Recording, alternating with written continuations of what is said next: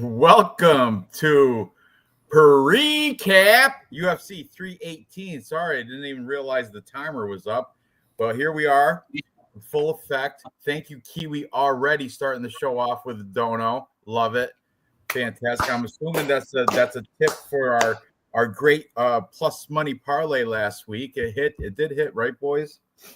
Oh yeah, that's a life-saving. I lost everything else, and that thanks to you guys, thanks to Dave, Ranj, guys, that made my weekend, and it made my weekend. Just to confirm, that was plus 1,100. Holy we had Walter smokes. Walker, Tuco Tokos, and Steve Garcia, baby. Yes. Unfortunately, guys, before Steve Garcia's fight, I had to cash out. but it's still we still won it though. I cashed out and put it on Big Dog. What? On Derek Lewis by knockout. So I cashed both times. Cashed out with that, used that money to put on Derek Lewis. Anyway, I went 10-2 last week. Not bad. Who did win Tapology? I don't know who won Tapology. That'd be funny if you did. I don't think I won. I think but I'm up there. I know I'm up there though. The hell is it? All the way up here. Sorry about that. You were fifth, I think. Yeah. Yep. 5. I got 5 on it. Shame about Nate. What happened to Nate? What's that? What happened? It says shame about Nate. Kiwi saying shame about Nate. What happened? Did I miss something? Is that Nate Diaz? I'm assuming that's the only Nate I know. Nate Landwehr. Oh, Nate Landwehr. Shame about Nate Landwehr. Thank you. Oh yeah. With Nate the Train. Bro, I said it. 8. That was close. That was the one with Nate the Train, because that had to be, I think that was Dave's boy. Take all day long. Kids are still up, so I'm going to try to keep the cursing at a minimum. I can't afford it this week. It's $1 curse. I mean, we got getting up there. Anyway, so I think this card is pretty interesting. Ton of favorites. I've been stretching real far to reach out and grab an underdog, and I think I might have landed on maybe 1 or 2. But they're big maybes. I'm just going to go out on a limb with them. But yes, this card is it's going to be entertaining we'll say that in the least. I just don't like that it's very one-sided. I think I was talking to Real Fight Picks earlier today about the last time there was a all favorites won. I know there was a Paris card, all the favorites won, but I think there was one just like recently where all but one favorite won. And I want to say it was like maybe was it Topuria Oliveira? Was that one maybe? I know there was one, and pretty much every favorite on the card won. That might have been it. There might have been that UFC 317. Could have been. Was that? No. I don't know. But there was definitely an event within the past couple months where all the favorites won. And tomorrow, that might be another one where all the favorites win. However, I do have a couple outlying. Well, you get about 3 free curses after your exchange rate and Google taxes. So enjoy yourself. Yeah, my daughter doesn't give a crap about the tariffs, taxes, anything. It's $1 curse. Anyway, so you guys ready to get in? We gobbling some popcorn real quick. Dave, you ready? Ready? Yeah. Real Fight Pick to take some of Daddy's medicine. You ready? Not yet, but I will in just a second. All right. I'm almost ready. I'm finishing my coffee, switching to my beer in just about 4 minutes, but we'll open it up. We'll get into this.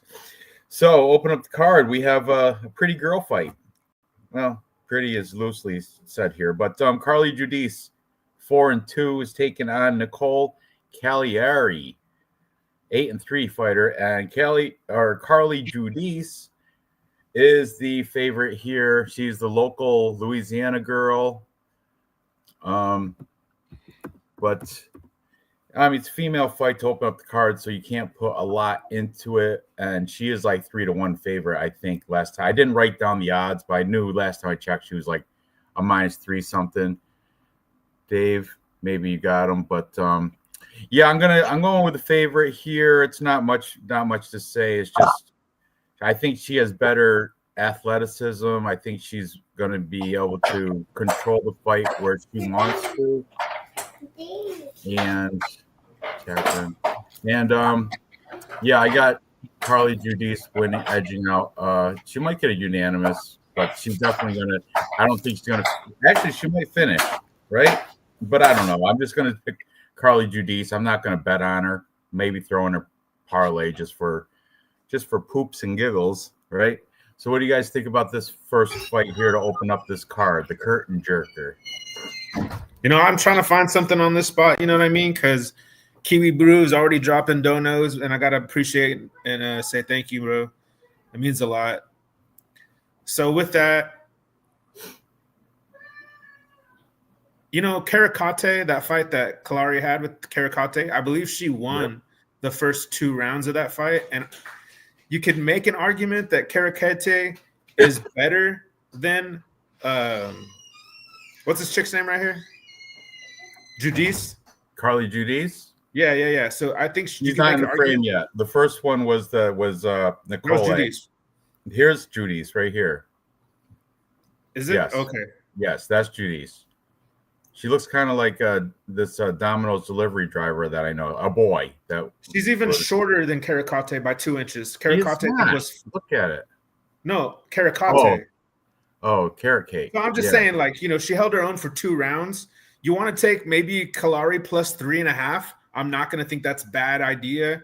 If you want to just be more pinpoint about it, you could take Judice minus 100 or even money for the decision, which is a huge difference from Drizzy Goat nailed it too. When I saw him walk out, that's the first thing I noticed was Cagliari's Brazilian boob job. Cagliari's as a you can tell when you see her walk out for the weigh-ins and for the face-offs. I watched it earlier today. I'm like, that you can almost see the outline of the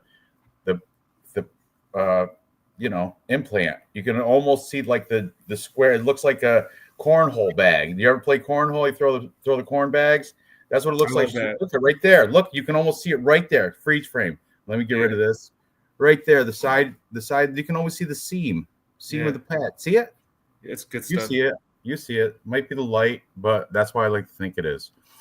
Anyway, I agree with Drizzy Goat that Nicole Cagliari is going to lose to Carly Judice. I got Judice. I'll keep it short. There's 14 fights. Throw us some stats so we. I just want to say one more thing. Go ahead. Cagliari is a plus 1,300 by sub, which is one of her only. I think she's finished all of her victory wins. So is that right? That's something to consider. I'm just saying, but I got Judice. Okay, I got Judice. That's my pick. I'm thinking about playing her by decision. Dave, do you have stats on these beautiful women here? Well, I really appreciate both of you guys. Not really, because Cagliari's only got 1 fight. But go ahead. I'm sorry, Dave.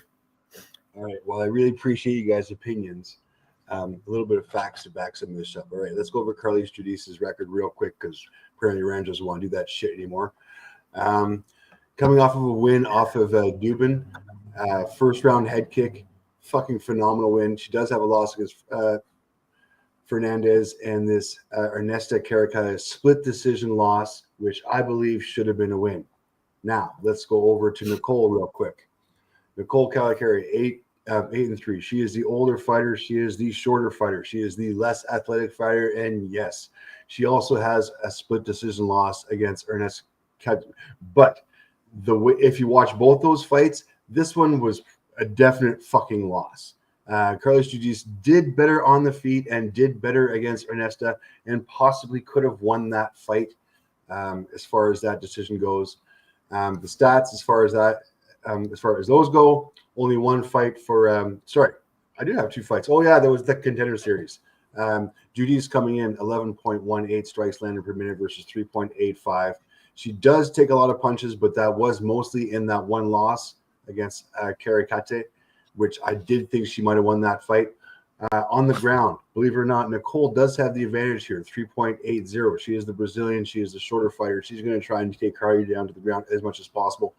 But fortunately, Carly's got great takedown defense and is the taller fighter.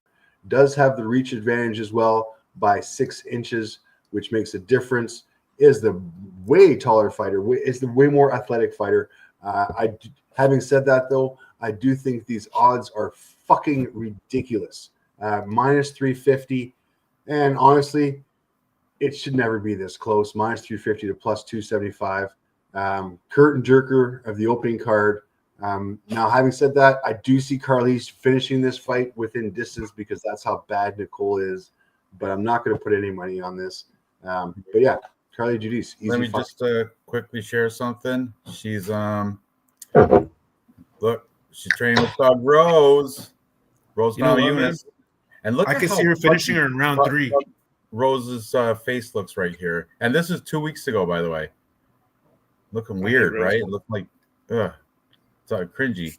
Here she is doing a little bit of shadow boxing, but yeah, the most impressive picture is this one right here, showing that this 2 weeks ago, putting it in with the right type of girls to get the job done. I'd like to see that at the Genesis Training Academy for the girl I'm supporting, Crispy Carly.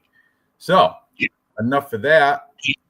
I write it down and we'll move on. So when do you guys want to open up the next, introduce the next fight? It's Bruno Ferreira. Go ahead, Real Fight Picks. You got it. I don't have any of the. I'll tell you about the fight. So we got. There we go. Because I got to go get a beer. Okay. Bruno Ferreira is taking on the undefeated. beautiful. Say undefeated Jackson McVeigh. Say that part. Make sure. 6-0. I'm not even looking at this. It's off the memory. A 6-0, undefeated. Supposed to fight last week, but good old ankle monitors, Sidikris Dumas had to pull out. So he's been ready. He's had a full camp. And, he's back to face on Bruno Ferreira. Now, everybody has Bruno Ferreira. They're not giving Jackson McVeigh a chance. But I'm sorry, guys. Hold on 1 second. Get out of here.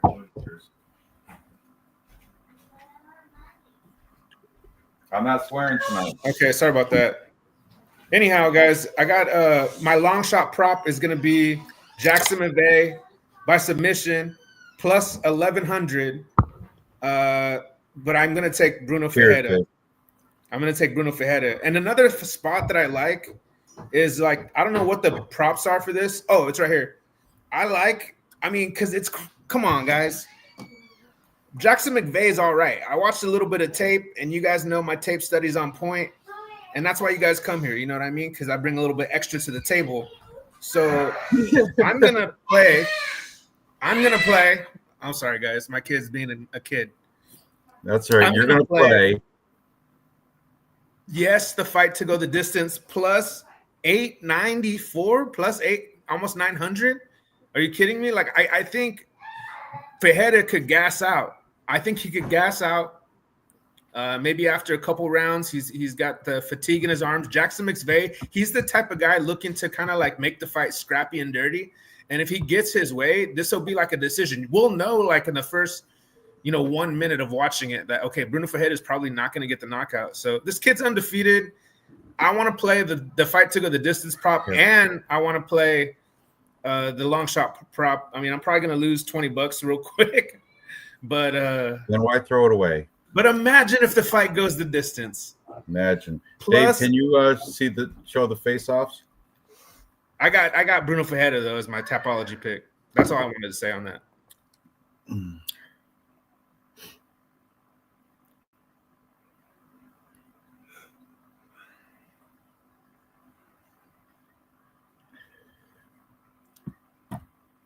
What you got, Ranj? All right. I can't disagree. I got Bruno Ferreira as well. Jackson McVeigh, he's just not up to par with. He's not ready. Not ready for this. He is undefeated, but he hasn't. You got to take a look at his competition. Let me pull up his crap. Sorry, I'm a little behind. But look at him. He's got I think he does have definitely the height and reach over Bruno Ferreira, but Bruno Ferreira's got he's got the veteran knowledge. He's been around, he's not new. He's 13-2. He's not new to the game. He's been in there with a way better resume of people than Jackson McVeigh. Just look at the last 5. Jackson McVeigh's LFA. So this is his UFC debut. And then if you look at the people he's fought in the LFA, they're not even. I'm going to just really scan through it and see if there's any. The Moose, Jackson McVeigh. Yeah, he doesn't. I wish he fought Strikas Dumas, but Bro, look how much then he bigger would he have had a name. He would have definitely had a name, because look at everybody else. 1-1, 2-5. Look at the records. 7-13. This is just last year. 3-2. Ben Fowler. That's his most recent opponent. His name was Mateo Garner. 4-1. But look at his submission. This is Bravo choke. Going against a bunch of bums. He's going against not decorated, but a legit Bruno Ferreira that's been in the UFC for. Let's look at this. He's got Performance of the Nights in the UFC. Bruno Ferreira has been in the UFC since 2023. He's got 1, 2, 3, 4, 5, 6 fights in the UFC. There are some losses, but let's see. He beat Armen Petrosian. That's a good one. Lost to Abus Magomedov. The Performance of the Night was against Dustin Stoltzfus. Okay. He had another Performance of the Night against Phil Hawes. Come on, guys. He beat the RoboCop, Gregory Rodriguez, Violent Obama, whatever you want to call him. Yeah, I'm all over Bruno Ferreira, and I'm confident, but I think so are the bookies and so is the line. Everybody else is, Bruno Ferreira is the pick, and it's easy peasy. I'm not even going to take an outlier on Jackson McVeigh. It's not worth throwing your money away. Maybe the over 2.5, is that what you said you're going to do? That might be a play, Real Fight Picks. That might be because Bruno Ferreira, here's the thing, he's never won a fight by decision. So I don't want you guys to think I'm just blindly picking this. I'm thinking the odds are in our favor then, because he's due. Oh, he's due to win a fight by decision. It's noticed our time. That's like Black coming up 20 times in a row at the roulette table. He's never went to decision, even in the beginning. He's never in his whole career went to decision. That's what I'm saying. It's so now you're picking him against McVeigh, against this guy, Jackson McVeigh. Out of all the people he's fought, you think Jackson McVeigh is gonna last to decision? Undefeated. Yeah, you think Jackson McVeigh can last longer than Gregory Rodriguez or Phil Hawes? Come on. And by the way, Jackson McVeigh has never gone the distance either. Just so you know, he's always done round one. Round one. He's never gone around. What's the plus money on over 2.5, Dave? What do you? Never gone around 2.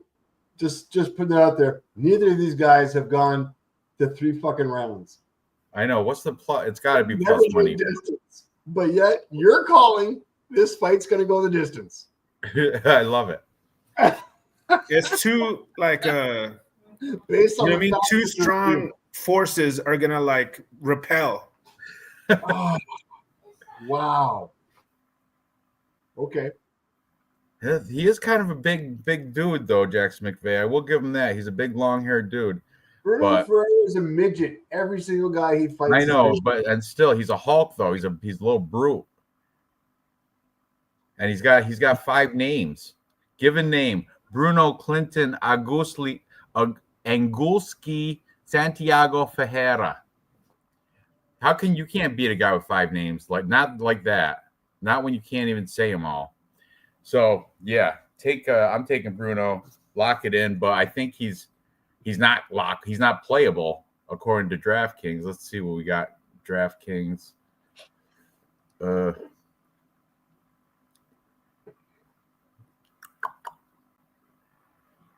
Yeah, minus 575 on DraftKings. Can't do it. So what do you guys? Are you guys both on the same side as me? Dave, are you taking Bruno Ferreira? Within distance. There you go. All right. Oh, let me write these odds down since I've got them up. Judice is minus, according to DraftKings Sportsbook, minus 395, unreal, not playable. Now Bruno Ferreira minus 575, unreal, But if you unplayable. pick him by knockout, he's minus 138. And that will Yeah, happen. I'm not doing a prop. Maybe if I get greedy. But next we have a little bit closer line fight, closer than the last couple. We got Ryan Spann coming in here at a record of 22 and yes, double-digit losses, 11 losses, 22 and 11, taking on Lucas Brzeski. Brzeski is 9-6-1, and right now Ryan Spann on DraftKings is a minus 245, so 2.5 to 1 favorite. It is what it is with that. But I think this might be if you have to take a underdog on this card somewhere, which I said in the beginning of the show, I'm having problems finding an underdog that I like. This may be one that I might fall back on because I'm not a fan of Ryan Spann, never have been, never will be. I think he is the better technical fighter here, and he should win. But I don't feel confident in putting any type of minus 225 or whatever he was on Ryan Spann. I just can't do it. And Lucas Brzeski, he just beat Walter Walker, which is that's not just, but he did beat Walter Walker, and that was a year ago. But Walter Walker, it's coming out looking really good because Walter Walker's on a run.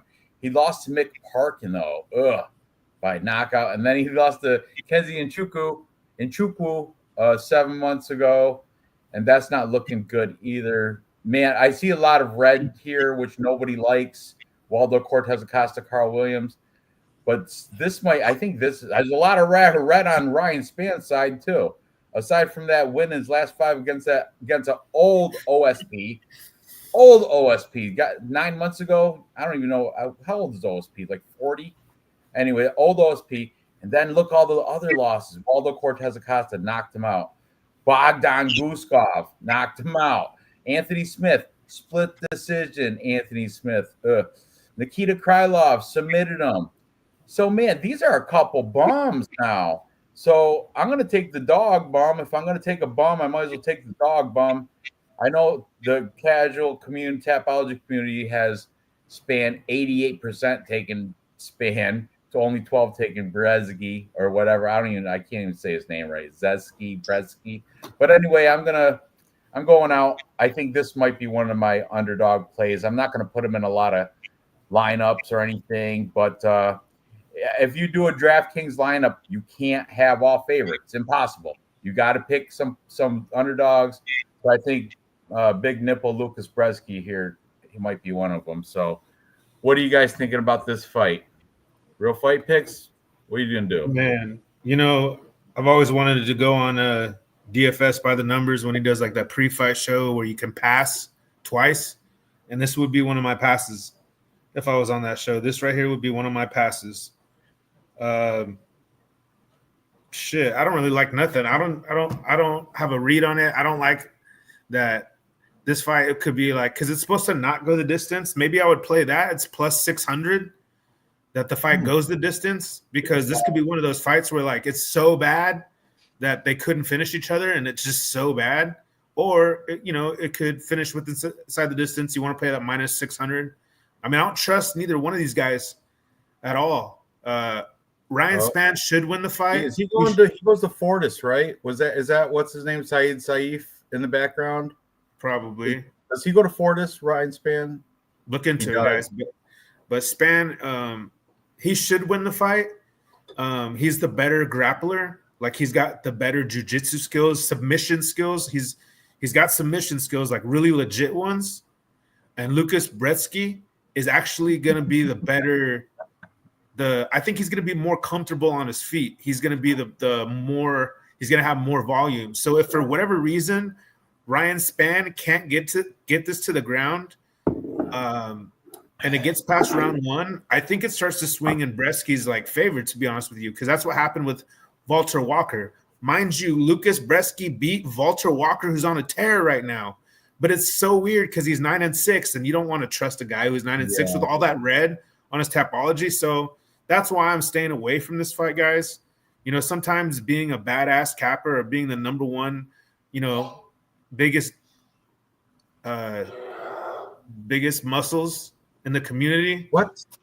I was gonna say something else, but I had to clean it Dave, what do you got? What do you got going on for this fight?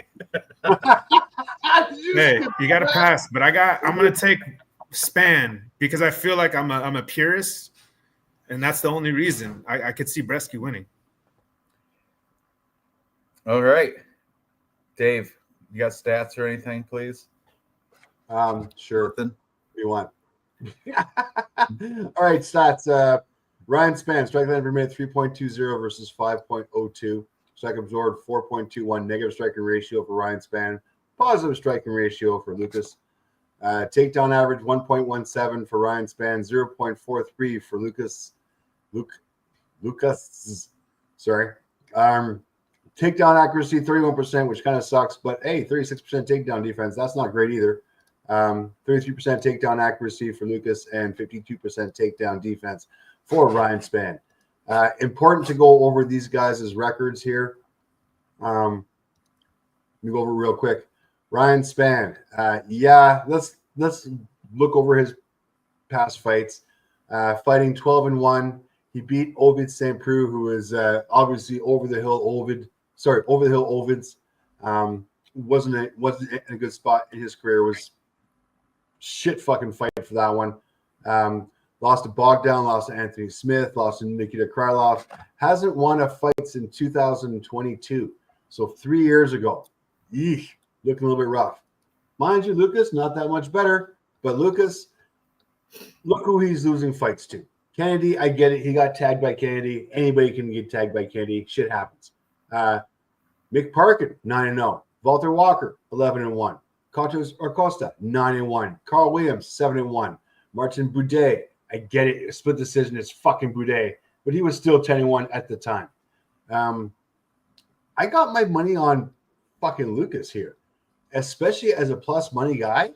I even like him in the face-offs. He is the bigger guy. Like, I get it. Spans weighs more. He's actually, I think, 2 pounds over. He's at 262, something like that. What's he at, guys? Yeah, I get it. If Spann doesn't get him in round 1, it's over. And I do think this might last more than 1 round. These are big boys, but let's see. Let me see what I got for Lucas here. Yeah, Lucas is going to have an issue here. But yeah, he's more used to going longer fights. As far as Ryan Spann, I do believe will gas out, even though he is looking a little bit better than usual. I don't see him. Yeah, I think this is a great plus money. A great plus money spot. You got him at plus 187 just on the money line. And I just don't like Spann. Let's be honest. I don't like any of his fights because I don't like. You know what turned me off of Spam a long time ago? Is he got a robbery split decision over Smiling Sam Alvey back in 2020 during UFC 249. Remember that? Yeah. Yeah, that's when ever since that day, and he thought he lost too. He already like when they're like saying the judges say, so and so has Sam Alvey, so and so has Spann. The last judge, Spann already thought he had lost, and he was surprised when they called his name. Ridiculous. But anyway, I'm glad we're all on hey, we got one underdog. This might be the one that comes through for us. So in Atlanta favorites, the dog comes through. Lucas Brzeski, I can't believe it. But hey, I'm on Spann. But listen, guys, last week you guys had to talk me off of Junior Taffa, and I'm open to being talked off of Spann. So I just want to leave that for later, though. Yeah, you can leave it for later. But all right, I'll put your name in I'll cross it off. All right, moving on. I'll put a question mark by it. Moving on. Next, we have Jimmy the Brute Crute taking on Marcin Prachnio. Now here's one other spot where I was heavy on Jimmy Croup, but now then I was realized I got all favorites. I got to take an underdog. This I might do a underdog Polish parlay because Prochnow and Bresky are both underdogs and they're both Polish. But to put them together and it'll be a decent plus money for both those boys, you know what I mean? But you're relying on Marcin Prochnow and Lucas Bresky, which is going to be a tall task. Jimmy Croup, I mean, 12-4-2. Jimmy the Croup Brute. You know, he reminds me of who just fought last week, and I got it wrong. Jake. Come on, you guys know who was it? You just fought last week. Oh, Jake Matthews. Jake Matthews. That's Jimmy Croup and Jake. I kind of get them mixed up sometimes. They're almost, are they the same guy? But you know how I can tell them difference now. Jimmy Croup now has a fly ass mullet. It's pretty good looking mullet, and I think he's been training in he's not over in like a shitty kickboxer and all that crap. He's over in the U.S. side. I think I'm gonna pull up his Instagram, or I mean where's he fighting out of, Dave? He's got it says Australia, huh? Oh, is he one of those dad gym, like his family gym? Yes, Greco and Stewie's. Yeah, he's got like his dad is in his cage side and his family and shit. Yeah, that's right. See, is this Jake Matthews? I'm just playing, but yeah, I think similarly to Jake Matthews, he probably will win. But I'm trying to find a bright spot for our boy Marcin Prochnow. 17-8. This might be an underdog I might have to jump on. I know he's coming off a loss to Modestas Bukauskas, but before that, beat Brown Bear Devin Clark, which is not. It's I like Devin Clark. I think that's a pretty good victory. He lost to Vitor Petrino, but it was third round. He got submitted. He beat that bum William Knight. He lost to Philippe Lins. I mean, he's going like he beat Khalil Roundtree. That's fantastic. But then he'll lose to Sam Alvey. He lost to Sam Alvey back in 2018. I know it's a long time ago, but still, this is a tough one right here. Jimmy Croup, Marcin Prochnow. My head says pick Croup, but my there's going to be a couple underdogs, and this may be one of them. So I'm going to stay on the fence right now. I don't like Prochnow's 37. How old is Jimmy Croup? He's got to be. No, my bad. I'm just throwing questions out there without even. I'm thinking aloud. That's what I'm doing. He's 29. Jimmy Croup's 29. I just don't like him at minus 340. What? He doesn't have a win either. Look, those are draws. You got to draw. Rodolfo Bellato. He hasn't won. When's the last time Jimmy Croup won? Once he had a green. Excuse me. Who gets 2 draws in their last 5 fights? He has a lot of blue. His last win was 2020 against Modestas Bukauskas. If you want to do MMA math, we just saw Modestas beat Marcin Prochnow. But yeah, taste the rainbow. Nope, I don't like it. To hell with him. I'm gonna take Marcin Prochnow as my second underdog. I think I'm done with the underdogs now. I think I got him. Good job. Good job. Stand up on your Go ahead. Real Fight Picks, talk me out of it or talk me into it. Like I said, if I was on DFS by the numbers, this would be my second pass. I would play the draw. On this. Good call, actually. That might be a good call. Yeah, okay, here's the thing. Let me just do this angle, okay? Fuck the bullshit. If the bookies have Croup, look at that Polish power right there. Look at him. He looks good. That's some good pierogies. I mean, he's gonna get tired. The systematic bet here, guys, is this. If you ever see, like, you can't decide who's gonna win the fight, Really? And you're really going to pick a dog based on you just look at the props. And if the props plus 167 for Crute to win by sub, only plus 167, I'm just going to play it systematic, but I'm going to take that person to win the fight every time. So give me Crute, probably by sub, only plus 167. It's crazy. So nothing now, this fight, we could pass. I mean, there's 14 fights. I mean, it's gonna be. I'm gonna love watching it, but as a capper, there's no interest here. What? Okay. Mm-hmm.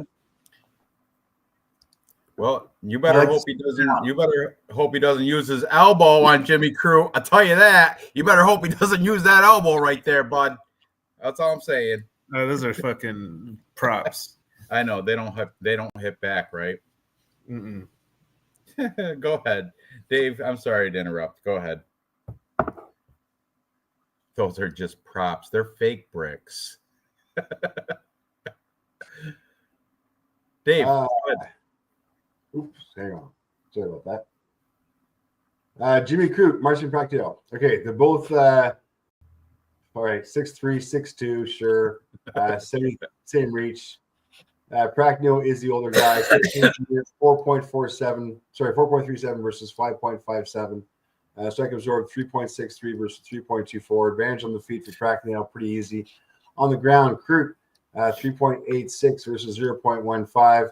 Takedown accuracy, who gives a shit? Takedown accuracy for Pressure, who gives a shit as well? Takedown defense, yeah, all right, I get it. Crute's, you can throw the ground game stats out the window as far as I'm concerned. Crute sucks. I'm on Practical all day long. This is my second dog. Crute hasn't fucking beat anybody in how many years? 2020. It's been a while, and he's not fighting the best fucking guys. He really isn't. Practical, on the other hand, I like the volume on him. I like how busy he is. I like the footwork. He got choked out by Picasko's Petrino, and then decisions. So, I mean, I'm okay with him getting choked or with getting an arm triangle choke. It should fucking happen. Another arm triangle choke. Guess what? I bet you Jimmy Crute's not going to fucking arm triangle choke him. 100% guaranteed. Yeah, I agree. I don't have a win for this guy for fucking ever. Give me the dog. Give me the dog all day long at plus 250. I'll take plus 270 here. I'm getting hard on from it. I got minus Crute at minus 334. I will never put money on Crute at minus 334 against the fucking high school gym teacher. No fucking way. Jesus, I'm with you, buddy. How is Crute anything minus that fucking? How is he anywhere that much of a favorite? No, thank you. I'll take Practical. I'll take him up to piece him up all day long and win by fucking decision. 100%. Agreed. So, are we all in our real fight picks? What did you say? Did you say you're taking ignored real fight picks? I'm pretty sure we just ignored them. No, I'm on Jimmy Crute. I wouldn't even flip flop this one, guys. If you guys were trying to use this as a parlay piece, like you guys are trying to commit. You're welcome. Parlay suicide. Somebody I've seen. There's another capper put Crute as his lock of the week. So you guys need to go watch UFC prediction tracker and come down to earth. I make my own decisions.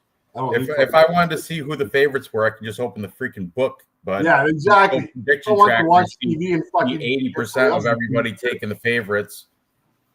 Why do you think I stopped doing my comparison show? Because it's easy to pick favorites. Everybody does it. Yeah, but that's why. If you notice, I'm giving a prop. Marcin Practical. That's why I'm going to win Capology again. All right, moving on. Next, we got Adam Fugit. I'm sorry, Fugit. Taking on newcomer from Germany, 11-1 Islam Dulatov. Now, this one, Dulatov is the new guy, doesn't have any experience and everything, but I guess he's the real deal. He looks like it too. I can't say I've seen many fights. I've seen a couple highlights and stuff, but I have not watched a Dulatov fight. But he does appear to be real deal. And I have seen a few of Adam Fuget's fights, which they're not all horrible either. It's not like Adam Fuget's a bum. He is not a bum. Yes, I he just is. he's not a bum. He's 10-4. He's not like he's he's a good like opener for a like a hot prospect like this guy Dulatov. Right. He's gonna lose, but he's not a legit bum. He does have wins in the UFC already established. Let me see who Josh Quinlan. That guy sucks, but he got a split decision over Josh Quinlan in the UFC. Oh look, he's an Asian beater. He beat Yusaku Kinoshita in the UFC, and Solomon Renfro.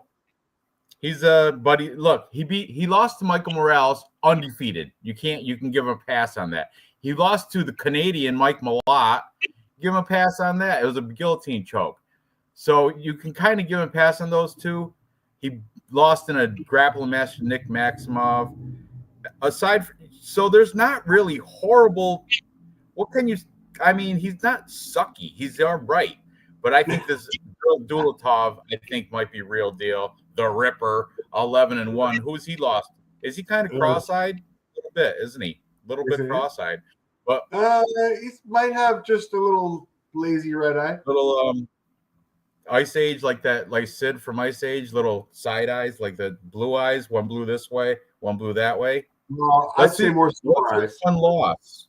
Oh, his one loss doesn't even count because it was his pro debut. He was 0-0. And that's you can't shake that off. But what's his best win? I see a 13. Oh my goodness, he fought a guy that was 42-19. Holy smokes.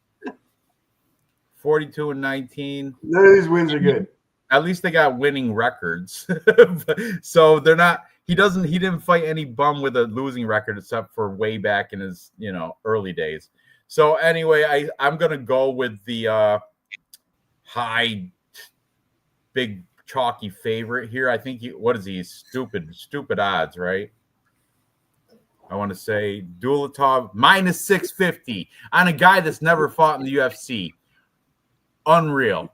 But I'm gonna pick him on Tapology. I'm staying away from this from the betting standpoint. If anything, maybe you want to take the plus 3.5 points on Adam Fuget at still plus 350 with 3.5 points.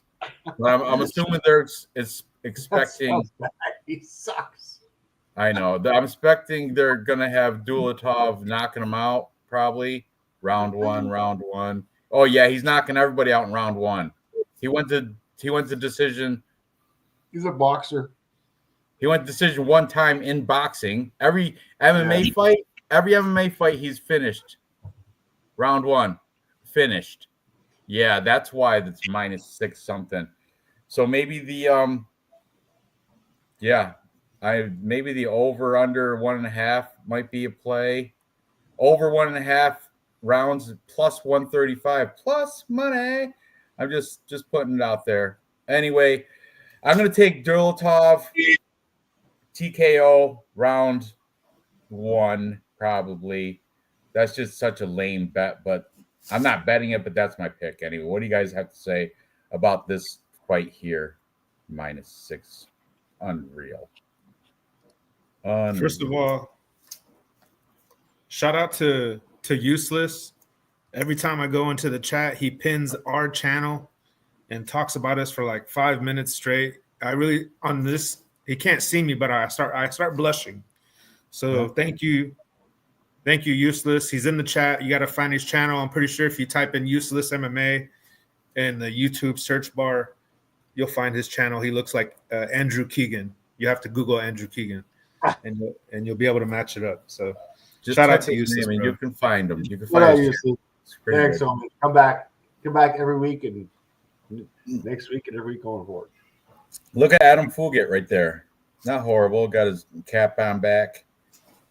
Okay, guys. So this guy, Islam, was a model. He was a successful model. He modeled for Gucci, Hugo Boss, I don't really know, a lot of the brands, but all those brands. He even he had to turn down. he works for an agency. You know, when you model, I guess you work for an agency. They find you jobs. He turned down a $5,000 gig so that he could fight a $200 fight. So he's, you know, dedicated. He's from Germany. So does that mean he's got bad fight IQ? If you can turn down $5,000 to make 200 in a fight, that's stupid. That's the dumbest thing I've ever heard. You can pose for pictures for $5,000, or you can go fight this bum and get 200. That's dumb IQ. Who would do that? I might pick Fugit just because you told me that. Okay. Well, let's just. So me and Ranch had a t-shirt bet, and I had Morgan Charrier. Ranch had Nate Landwehr. Charrier, as you remember, knocked him out, won a t-shirt, and then Ranch goes, "Okay, let's do another t-shirt bet." It was Vito Petrino. I took Derek Lewis and Gabriel Bonfim. You took Stephen Thompson and Taliesin Teixeira. It was a two-player bet. Remember, I said, yeah. So all that to say is, I told Ranj, I said, guys, I think Wonder Boy has this by decision. I think he does. He's a decisionator. He's going to keep Bonfim away. He's got this. And he was robbed. He definitely did have it. He initiated the fight. He was blatantly robbed. That was one of the worst robberies I've ever witnessed. Yeah. And Teixeira, that was a too early stoppage, right? I know. Oh, yeah. Everybody's got them. They're just like assholes. Well, here's what I'm saying, guys. I think that Fugit wins the fight, just like Wonder Boy won the fight, okay? But they're going to give the fight to Islam if it's a decision. If it's close, if Fugit, did enough, he's going to get robbed. Because the UFC, this is one of those fights that's set up on purpose. The UFC is a company. Nothing happens by accident. There's no fight that's made by accident. So this guy is from Germany. That's a market the UFC can tap into. Now, you think it's going to robbery? You think it's going to go decision? This is another dude that has yet to see second round. Oh, he saw round 2 once. It's time, Ranch. It's time. He's a debutant in the UFC. He's not going to just go first round one with everybody. 318, the time when all the people that knock out everybody in the first round go to decision. Bro, I like to let it all hang out, dog. Yeah, and so if we're gonna be gamblers, in the card to go if we're gonna let our balls hang on this one, I'd rather pick this guy by decision plus 700 than play it like my balls, not let them get chopped off by the stupid parlay of everybody going to decision. That's the dumbest thing ever. One of the reasons, one of my boys, I can't mention any names down where he makes the lines for the books, told me that because his name's Islam is a big part of the reason he's a bigger favorite. So anyhow, I'm going to pick Islam by robbery decision plus 700. Because he's not going to finish every fight. He's not going to finish Adam Fugit. All these dudes that Islam fights don't have footwork, and they've been smaller, so they go straight back. Adam Fugit, he's gonna have some better footwork. He's gonna give Islam a problem. Hopefully, because he throws everything into his strikes. He sits down on every single punch.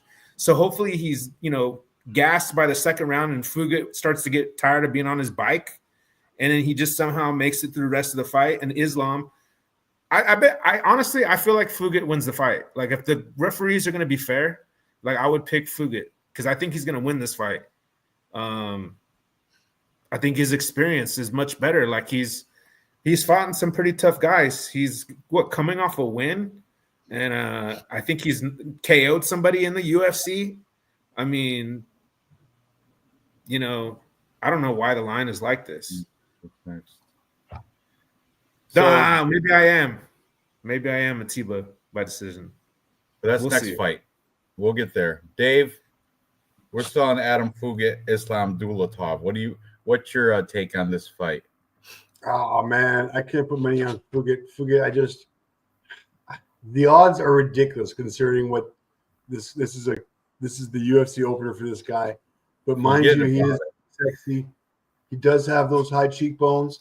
Very attracted by those high cheekbones. Pretty sexy right there. We'll see what happens. Fugit, I think the only reason I'm doing this is I'm fading Fugit. I've been watching him for way too long, and he just sucks. I think he's going to get pieced up. The only chance he's going to have is on the feet. Is on the ground. On the feet, he's going to get annihilated on the feet. Like, this is a silver platter for this fucking guy. Let me see what he's got for fucking ground game, because if not, we got some serious issues. He did get choked out by fucking a lot. Yeah, like this is my issue with him. There's no point in looking at Islam's stats, so let's go right to here. He needs to have some takedowns in his repertoire as far as I'm concerned. And from what I see, yeah, he took down Yusuke Kinoshita 4 times. But if not, his takedowns isn't doing too good. So, yeah, I'm sorry, Adam. I'm not so much betting on Islam as I'm fading fucking Fugit. Is that bad? Yeah. Fading Fugit, going with the new guy. Welcome to the UFC, kid. When is this? Oh, never mind. It's 15 weeks ago. I'm looking at Fugit's Instagram. I see a picture of him and Calvin Gastelum. But it was like 15 weeks ago. 15 weeks ago. That's not even this camp. So, doesn't matter. Yeah. All right. We're all on that side then. Right? But was he minus what? Something stupid? Minus. Hey, Ranj, you made the face-offs. Huh? You made the face-offs. I'm always at them. It's me or my howler head girl. Boy, you look good. I know. Wait. All I do is for the show. All I do is take my glasses off. Christ. I got you. Forget about it. I get it. Adam, forget about it. All right. So what are the odds finally on this? Let me see real quick. Disgusting. Minus 650 for Dulatov, and Fugit is plus 470. That's they try to get you, man. That's very tempting. It's juicy, plus 470, but don't be greedy. Use your head. Fugit's not going to win. Forget about that bet. Forget about it. All right, moving on. Next, we have another lopsided, stupid, chalky pick here. We got Atiba Gauthier taking on Robert Valentin. What's he got? Frey. That's on the sports book on UFC DraftKings Sportsbook. It says Robert Valentin Frey. Did he take? Jinu Frey? Did he get with her and take the maiden name? Take the girl name? Anyway, this is another stupid chalky line. Atiba Gauthier minus 550. Robert Valentin Frey plus 410. Ridiculous. Valentin Frey, he's the guy. Did he fight not so long ago? So we're busting on his rune tattoos. He's got like Viking runes tattooed on him. Could say crypto. I don't know. But was that another guy? I don't know. But today in the face-offs, he came in and did some weird thing with his training partner where they both took their shirts off, did this thing where they clinched their arms together. Right here. Do they show the walk up for our boy? Let's see it, because it's kind of cringy unless you're Viking or what, unless you're Nordic or from one of those Scandinavian countries, then it might be cool. But I think look, here we go. Here. Oh, same time, brother. Same time. Do it. Love it. Oh, I can watch that all night. Anyway, he comes in as a plus 410. I don't think anybody that I know is picking him. If you look at that show with all the prediction picks, I don't think there's anybody on the side of Valentin. Maybe, but tell you, not this guy. Not after watching that beast. I don't even know Atiba Gauthier, but I know he's a freaking beast. And there it is again. I like the guy with the top knot. I love him. He's my fave. I wish he was fighting. I wish they were both fighting other people. Yes. Yeah, that because of that, I might take Robert Valentin. Because of that right there. I'm just kidding. Don't be an idiot.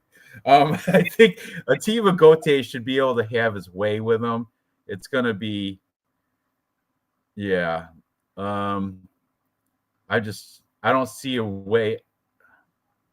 Maybe no, not even cardio. Atiba Gauthier is black and he's more athletic. He's faster. I think the only thing Valentin has going for him is like maybe grappling, ground game. Look at this beast. Look at Atiba. Yeah. Gigantic beast. He is a beast. Look at him. He could have played football. Should have been in the NFL, making some real money.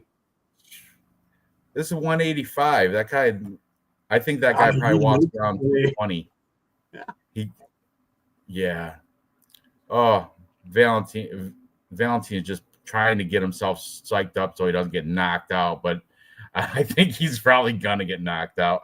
I got Gautier. Of course, this is another stupid chalk one, but I got him probably.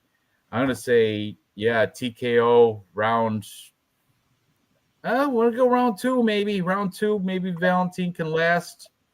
Let's see. He got knocked out by Loader. He got split decision with Torres Finney, but Torres Finney. Yeah, I gotta go with. I'm going with Gautier knockout round one. What do you guys got to say about this one? Well, I mean, people don't want to talk about Atiba because the way they're talking about him is crazy.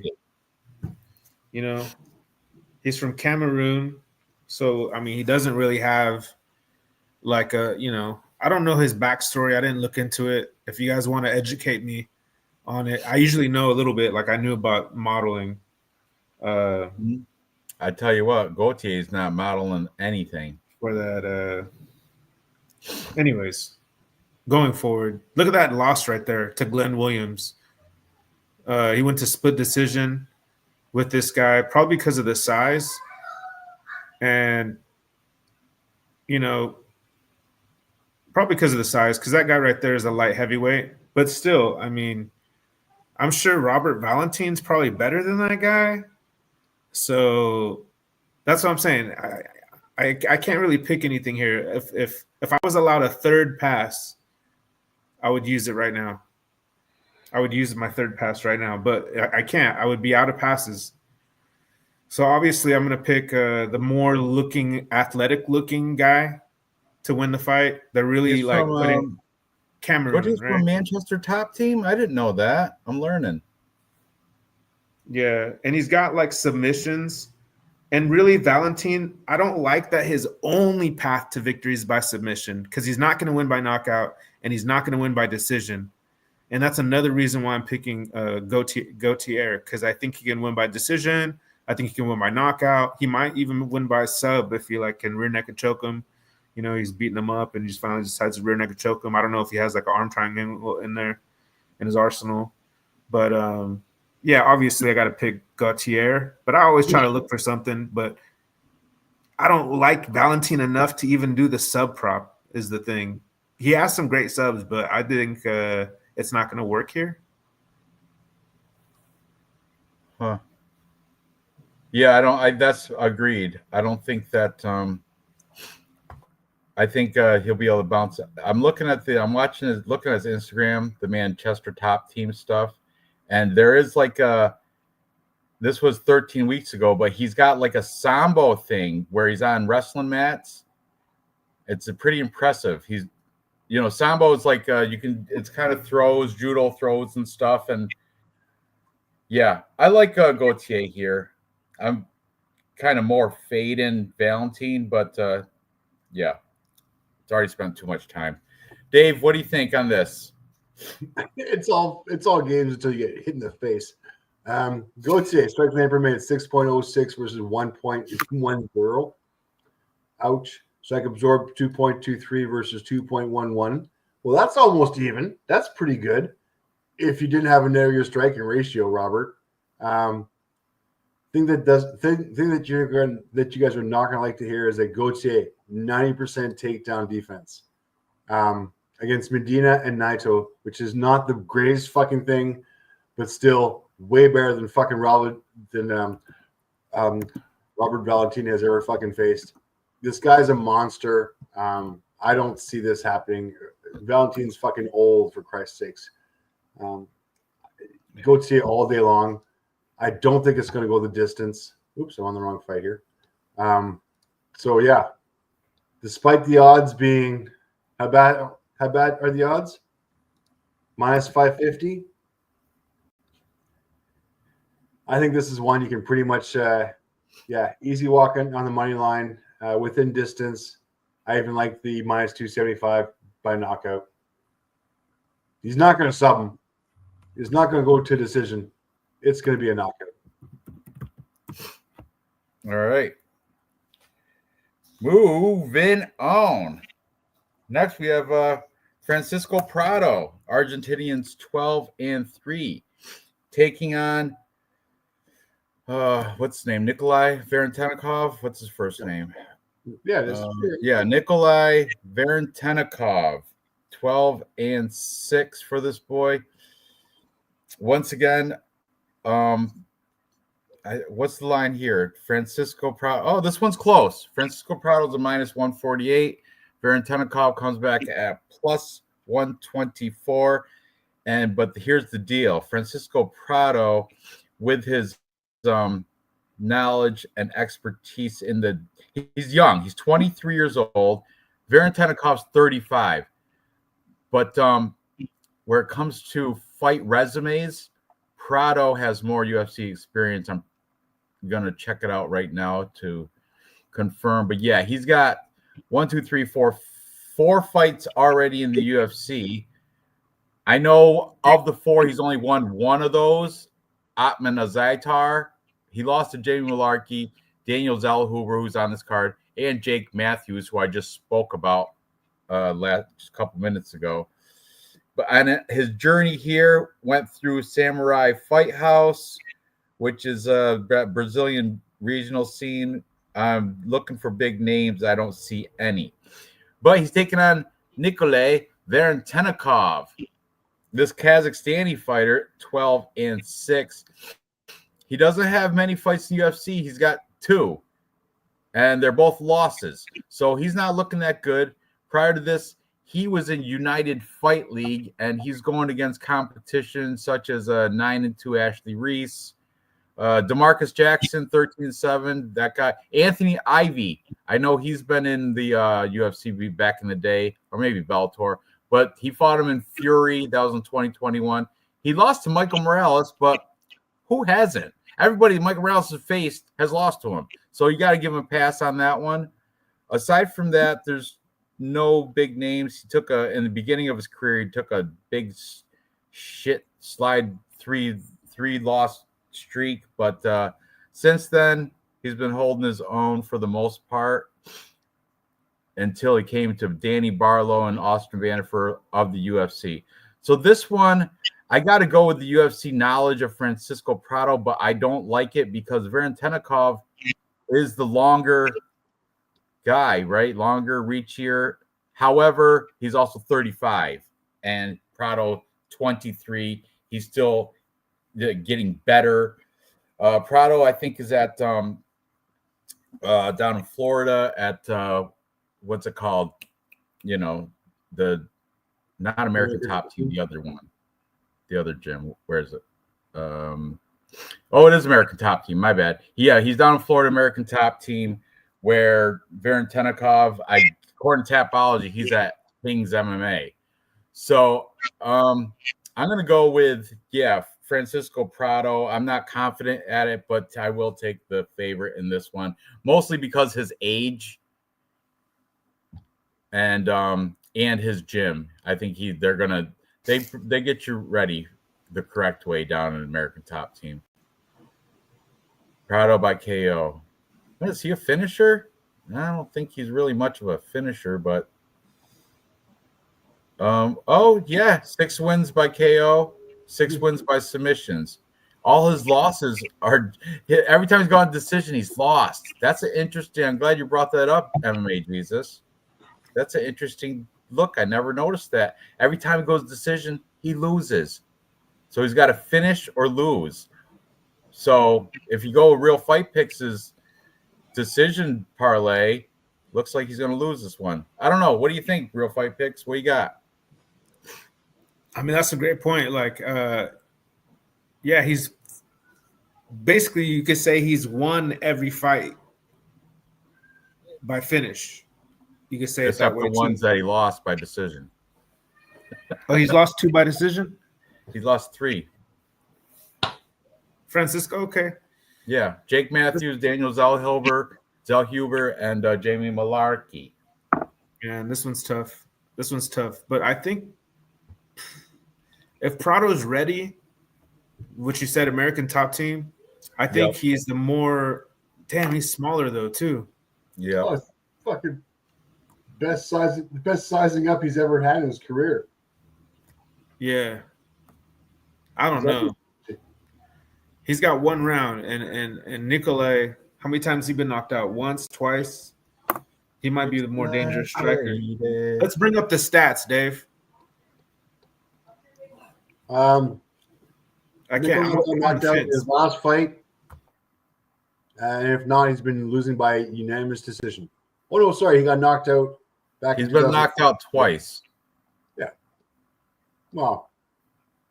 Or no, we got finished. Yeah. You're going back to when I was a teenager. 2 losses by KO. 1 loss by KO. In February, March, April, May, June, July. Excuse me. That's 5 months. It's pretty quick. Quick turnaround. I'm gonna check. Go ahead. So, what do you think? Real Fight Picks. Fuck. You know what? Shit. Gun to my head. I'm gonna go Prado. But I'm not confident. I am not confident. All right, my turn. Yep. Yes. Okay, so Nikolai has had 3 losses in the UFC. Vanderford, Barlow, and this was like UFC fucking looking for a fight or some shit like that. But regardless, 4.38 strike line per minute versus 2.73, 5.32 versus 3.54 strike absorbed, both of which negative striking ratio. But I'm going to lean towards the volume of Prado on this one. Prado does finish fights on a fucking regular basis, and he has some ground game as well. Does not lean on it though, but will welcome it. Does have some submissions as well. I got Prado here all day long. He's used to being a smaller guy, regardless. So I'm not worried about the height disadvantage there. I'm not even worried about the reach, the age. I mean, he's got 13 years on this guy. I'm going with the young up and comer who has got to bounce back off of his 2 fucking losses. I mean, this is his livelihood here. Way more invested for Prado as far as I'm concerned. Yeah, I see Prado here all day long. Easy pick. Gotcha. 150 parlay piece. Yep. So Real Fight Picks, did you pick Prado as well? You did. Yeah, I'm gonna pick Prado. I want to say though, at 35, I was my personal strongest and fastest. Not this weight class, you weren't. At 170. You haven't been 170 since you were 12. So, anyway, moving on.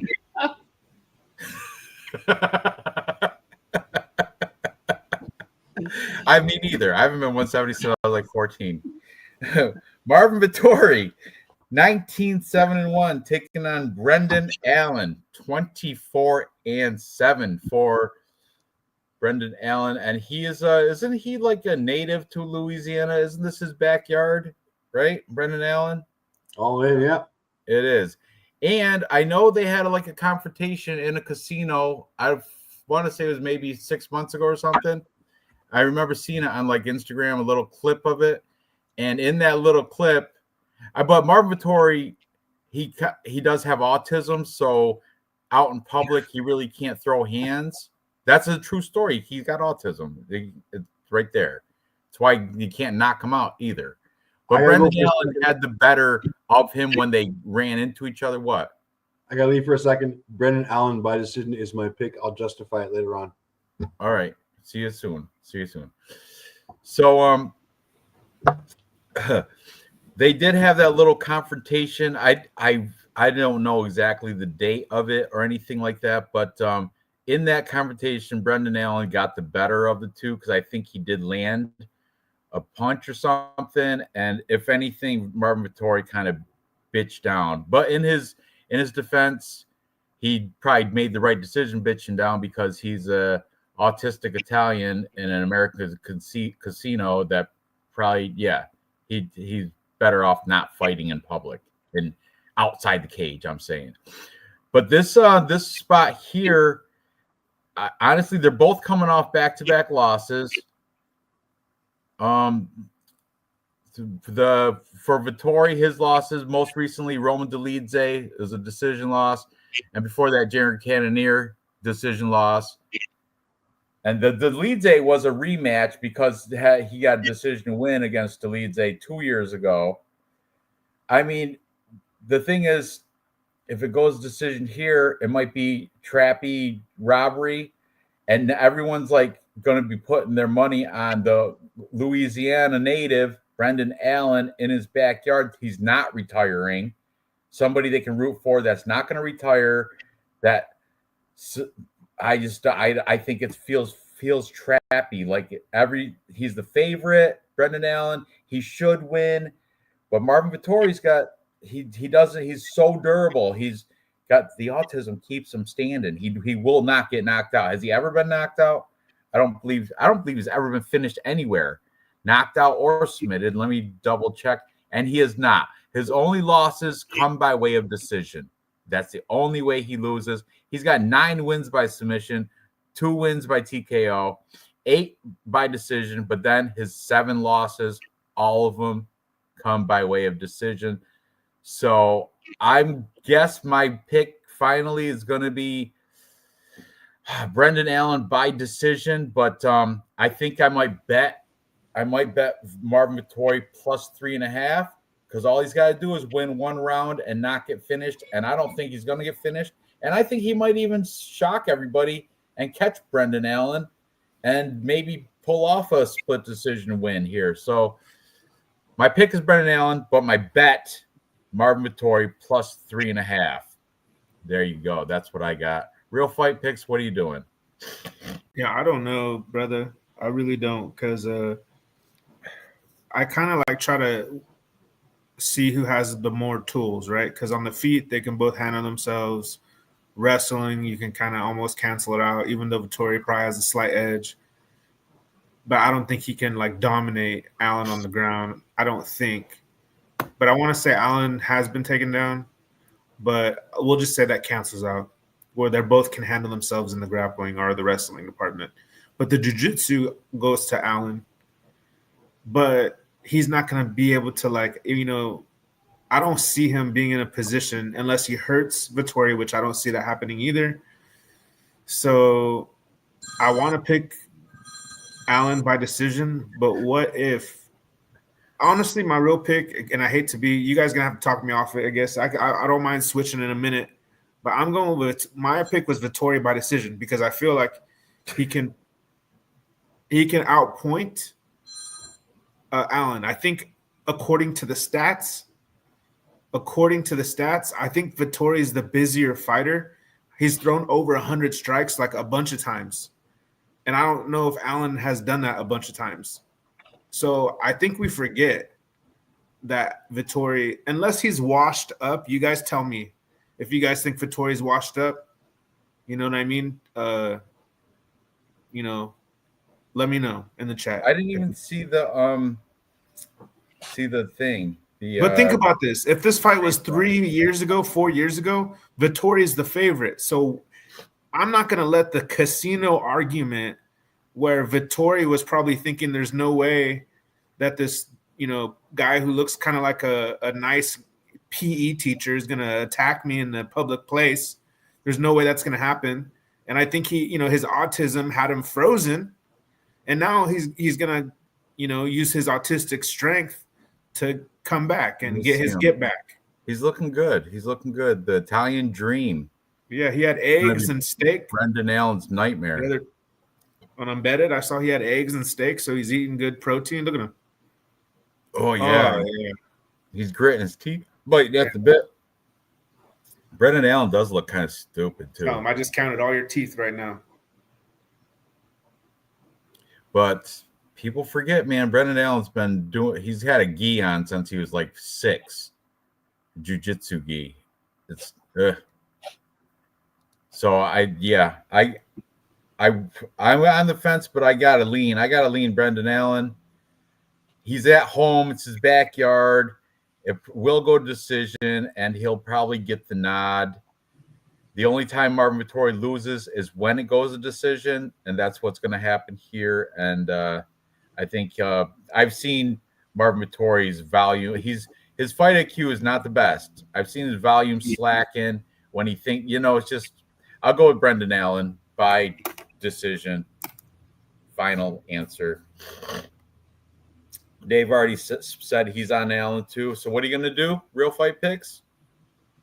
I might have to switch later, but I'm on Vettori. In Tapology, I'm gonna leave it with Vettori. That's where it's gonna separate the professionals from the guys who just do it for fun. Yeah, all your decision picks on first round knockout guys. He's going decision. Can't wait for that. All right. Boring card, guys. Boring card is going to be, but I'm still watching it. No, it's not. It's going to be an exciting card. You're 14 fights. Are you kidding me? Moving on. Next, we have the feature prelim. Bodies a little bit important. What's that? They got to survive. Can I do a real quick? Yeah, absolutely. Go ahead. Marvin Vettori 4.54 second per minute versus 3.55. You would think advantage Vettori here. Second majority 4.37 versus 3.67, both of which even striking ratio. I think it's a great coin flip. Takedown average 1.51 versus 1.53. That's fucking hilarious how close these odds are. Submission, a little bit of advantage here for Brendan Allen because yes, you are right. He was born with a fucking black belt on. It's pretty much what he does.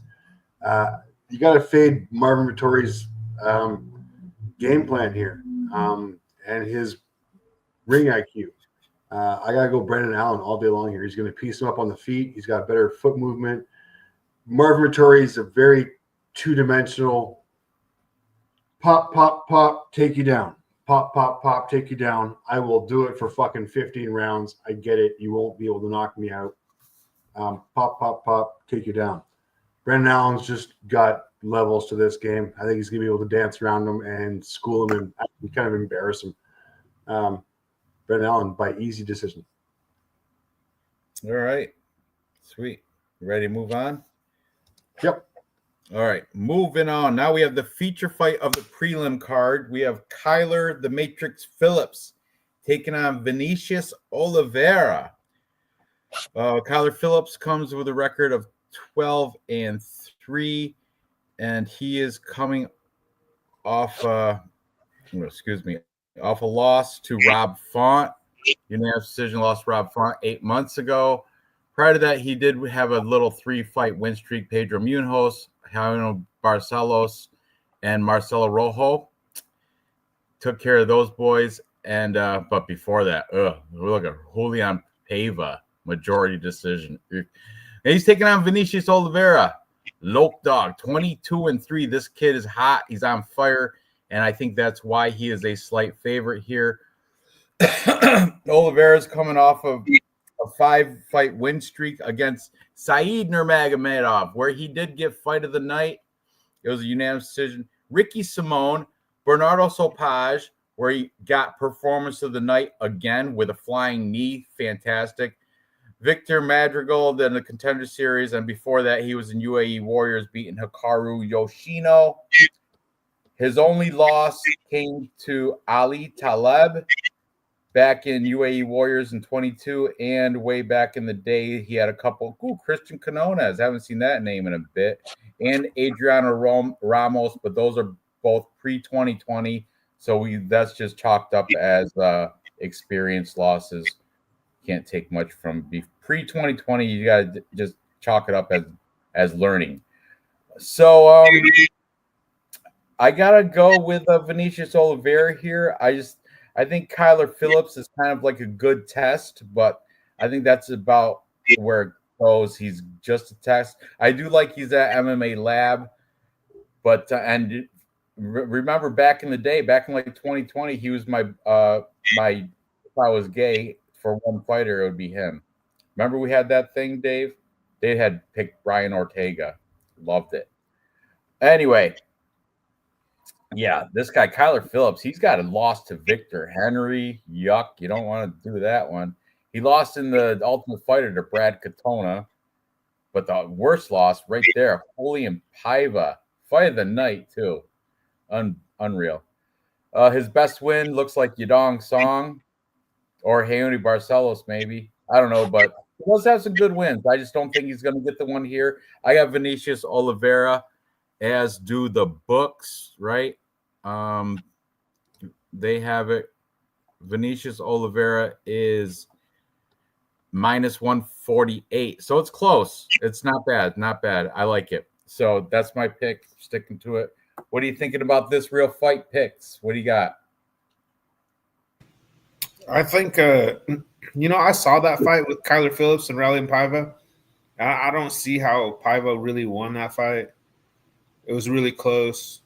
So he would have had, 1, 2, 3, 4, 5, 6, 7, 8 wins in a row, and he lost to Rob Font. I mean, I think we should cut the guy some slack. And it was it was probably a pretty close because he got 4 takedowns. So I don't know.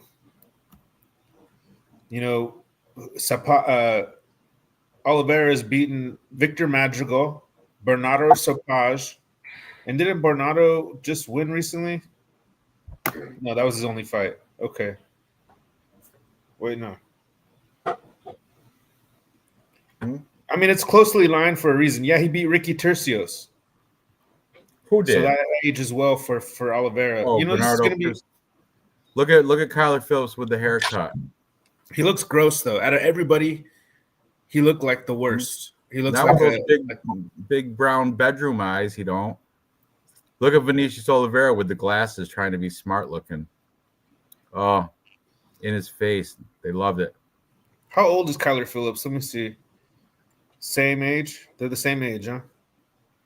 Yeah, roughly same age. I'm just gonna pick Oliveira because this is gonna be on the parlay. You're feeling Oliveira. Is Rob Font better than Oliveira? I don't think he is. I think Oliveira piece up Rob Font too. Let's go Oliveira. Dave, spread some wisdom. Yeah, Oliveira as well. Sorry, let me get back to it. I haven't set up yet. That's weak. I mean, I'll tell you this. I'm not as confident as I was with Steve Garcia over Calvin Kattar, and that was similar line as this one. You know what I'm saying? Yeah, this is a closer fight. I just don't like Kyler Phillips. Let's be honest. All right, me neither. Strike land per minute, 5.28. So advantage Kyler there. Strike land for 4.92. Strike absorbed 3.47 versus 2.77. I do think Vinicius is better on the feet, especially as the up and comer. Takedown average, 2.63 versus 1.89. These guys both have takedown game. It's going to be interesting to see how Oliveira does face up against Phillips. I think Phillips is going to fucking go to guard, pull guard real quick.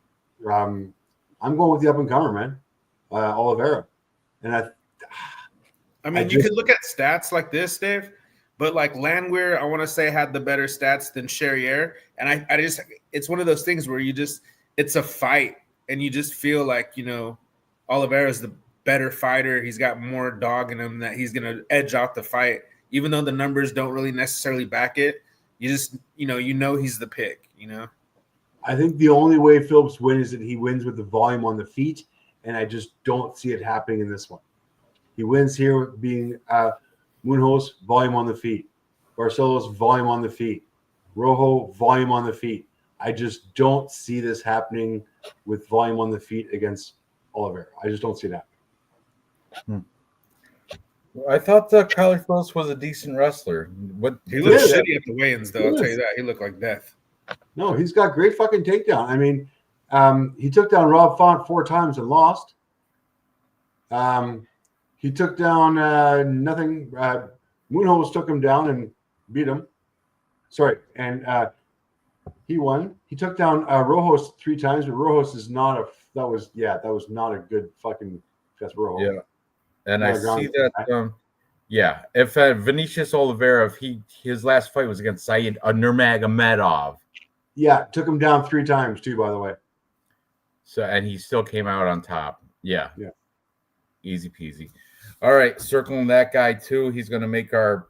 Everybody picked him, right? I did. He'll probably make our thing. Our real fight picks. You're on him too, right? Perfect. All right, moving up the card, we have a lightweight fight between the veteran Michael Johnson, 23-19. Yes, you heard that right. 19 losses, almost a 500 record for our old boy Michael Johnson. He's taking on hot prospect Daniel Zellhuber, 15-2. Another whacked out chalky line. What is it? This is Zellhuber is a -625. So we don't have to spend much time on this unless you are on the outlier Michael Johnson. I just think his days are done. He's just in there for a show check, like show up, make the weight, and get paid. Because nobody, even himself, I don't think is expecting to beat Daniel Zellhuber. But I didn't watch the face-off, so maybe I could be wrong. Let's see if he comes in with some big confidence. Daniel Zellhuber looking good inside. Yeah. Look. Oh, look at there's Michael Johnson.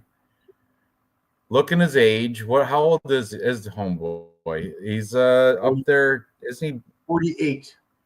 Let's 39. 48. You're stupid. 39. Did you say 48? That's still younger than me. But anyway, 49. Look at Zellhuber. He's 26, taller, lengthier, faster, better cardio, everything going for him. The only thing Michael Johnson got going for him, he's at Killcliff, which is a fantastic prep facility.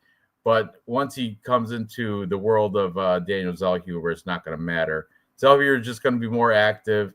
He's more athletic, all that, showing respect. Oh, I love it. But he's so nice to him. He's like, yeah, I'm sorry, I'm going to have to knock you out tomorrow. I apologize. I'm going to kill you. It's nothing personal. I will annihilate you. It's going to be over within distance. But thank you. All the respect. You're a gatekeeper. Right. Nice day. That's why we're going to spend too much time on this. I'm on Zellhuber. That was a conversation right there. Yep, but you can't put any money on him or put him in a parlay. -625. You have to prop it out inside the distance, and I'll check what that is just to see for shits and giggles. Inside the distance for Zellhuber. They got exact method of shit. I don't know. They don't have an inside distance line. They probably do. They have by submission or knockout, but they don't have. Oh, I got this. Hang on. By TKO, DQ, or submission, which is pretty much within distance. Yeah. -120. Ooh, see, that's bettable. That's something. And I do think, I don't know though, Michael Johnson, is he durable? I think he might be. So I don't know if that's really a good play, prop out play or what. Oh, there, Michael Johnson, go back up. Go back up. Let me see that streak of red. Look at all the times he's been submitted. Look at all the times he's been submitted. So yeah. I think I'm going to take Daniel Zellhuber, round 2 submission. But anyway. Damn. Anything to add, real fight picks? No, hell no. I got Daniel Zellhuber. I think Michael Johnson. Those wins were kind of fluky. Like Darius Flowers is a perfect matchup for him because Johnson's a good wrestler and Darius is a little, I think Michael Johnson didn't he win one round against Khabib, he's like the only person ever to win one round against Khabib. Yeah, he almost knocked him out in the first round. Like he got him and wobbled him, but couldn't That's seal his the claim deal. to fame. That's it. Just the only person to ever win a round, and that was I think the judges still grabbed him. I heard though he was like the only person. Nah, I think Khabib came back after that. I remember that because I wanted to see Johnson win because I didn't know shit about Khabib back then.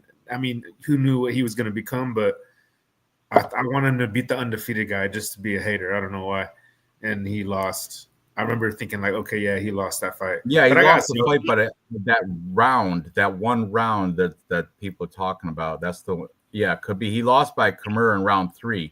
But I think in round 1 or 2, he actually had a round go his way. But anyway, and I seen him do that a couple times, where like he beat Dustin Poirier back in 2016. Yeah, that one he actually finished, but I mean that was like 10 years ago. 29-year-old Michael Johnson. Yeah. So I'm sorry guys, I don't want to waste the chat's time. This is about minus 500. Okay, I got you. Let's move on. Moving up the card. Dave, you got Michael Johnson? Oh yeah. No, he doesn't. There He's you got go. I knew everybody's he got would. Sal Huber.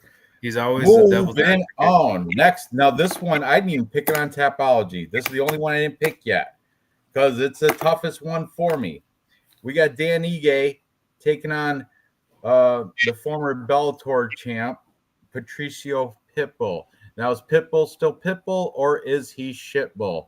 That's the problem I'm facing right here because if he's the Patricio Pitbull that was in not last fight, but the one that was in Bellator, he could beat Dan Ige. And this was a spot this was my maybe I'll take the underdog spot here. But I watched that his last fight, despite being against the prime opponent in Yair Rodriguez, he didn't look good at all. And I'm glad I picked Yair Rodriguez as my bet because I knew he's going to win. And the thing is, Pitbull came in, he looked like a shadow of what he was when he was a Bellator champ. You know what I mean? It wasn't, maybe it was because it was the big UFC debut stage, but and I think this Dan Ige fight, this might be where he might be able to break out and get enough to beat Dan Ige. I love Dan Ige. I love that he came in that super short notice to fight what's his name, Diego Lopez on like a half-hour notice or something because he happened to be in the remember that? Yep. And he should get all the props and accolades for that for coming in. But and he went to a decision with him, you know. So you gotta give him full respect for that. But man, I don't know. He's losing to people like Bryce Mitchell. Look at the little red down. Chan Sung Jung, that's the Korean Zabi. Josh Emmett, Movsar Evloev. I'm just calling out some of the losses. Bryce Mitchell, Diego Lopez, Lerone Murphy. Calvin Kattar beat him back in 2020. Now I'm not going to look before that. But if you go from 2020, most recently, he's 1, 2, 3, 4, and 1, 2, 3, 4, 5, 6, 7. 4 and 7 since, or 5 and 7 if you want to include. Okay, he was active. But anyway, he's got a lot of losses, dude, in the past 5 years. More losses than he does victories. And they're all by decision. All his losses come by a decision. So my thing here, if Pitbull can last to decision, I think he's going to beat Dan Ige. I think he might be able to, if he doesn't get finished, if it goes decision, I think he might have enough volume, enough control time, whatever it is, to beat Dan Ige. So I don't know. You guys got to push me one direction or the other. Dan Ige's 33. How old is Patricio Pitbull? 38. 38. So it's only like 5 years difference. I don't know. Oh, enlighten me, guys. What are you gonna do here, bro? If there was a Steven Garcia Calvin Kattar fight of the night, it's this one right here, dude. Because you hit it right on the head. Like, He's not Patrici Pitbull. He's Patrici Teacup Poodle. Shitbull. Now he's washed, bro. He's done. He's done. And even Ige's relaxed. I'm watching Ige's interviews, and he's right there just sipping his tea, feet up, talking about how he wants a Bud Light.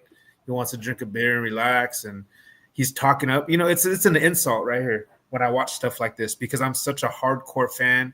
When someone's patronizing somebody. So you got Ige doing interviews talking about, trying to sell the fight.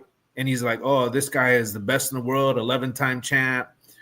Fought who's who and the blah blah blah. But you know what's sad is this guy crossed over too late, and I always felt like that about MVP, and I always wanted MVP to be in the UFC sooner. And same with Patricky. Like I wish he was in the UFC sooner. But the sad thing is that Ige slumps this old man. Yep, and Ige all day. First leg of the ham and pineapple parlay. Yeah, he is the Hawaiian parlay. I thought about that. I know. I got you too, buddy. But yeah, I don't know. So what do you think? You think Ige? This has happened before where a guy's from not the UFC, whether it's been from Pride. Like I can go back to the fuck was that name? Oh my god, I'm blanking out. Anyways, you come to the UFC and you're at the tail end of your career. You're at the downfall. You're doing this to cash out. And unfortunately, I think Pitbull is doing this to cash out. I got Ige. Even though he does not look good in these face-offs or the weigh-ins, I think by tomorrow he'll have a little bit more hydration in him, a little bit more weight, and he'll really be able to dominate Pitbull here. I mean, it should be a parlay piece, really. I'm not that confident yet. Won't be.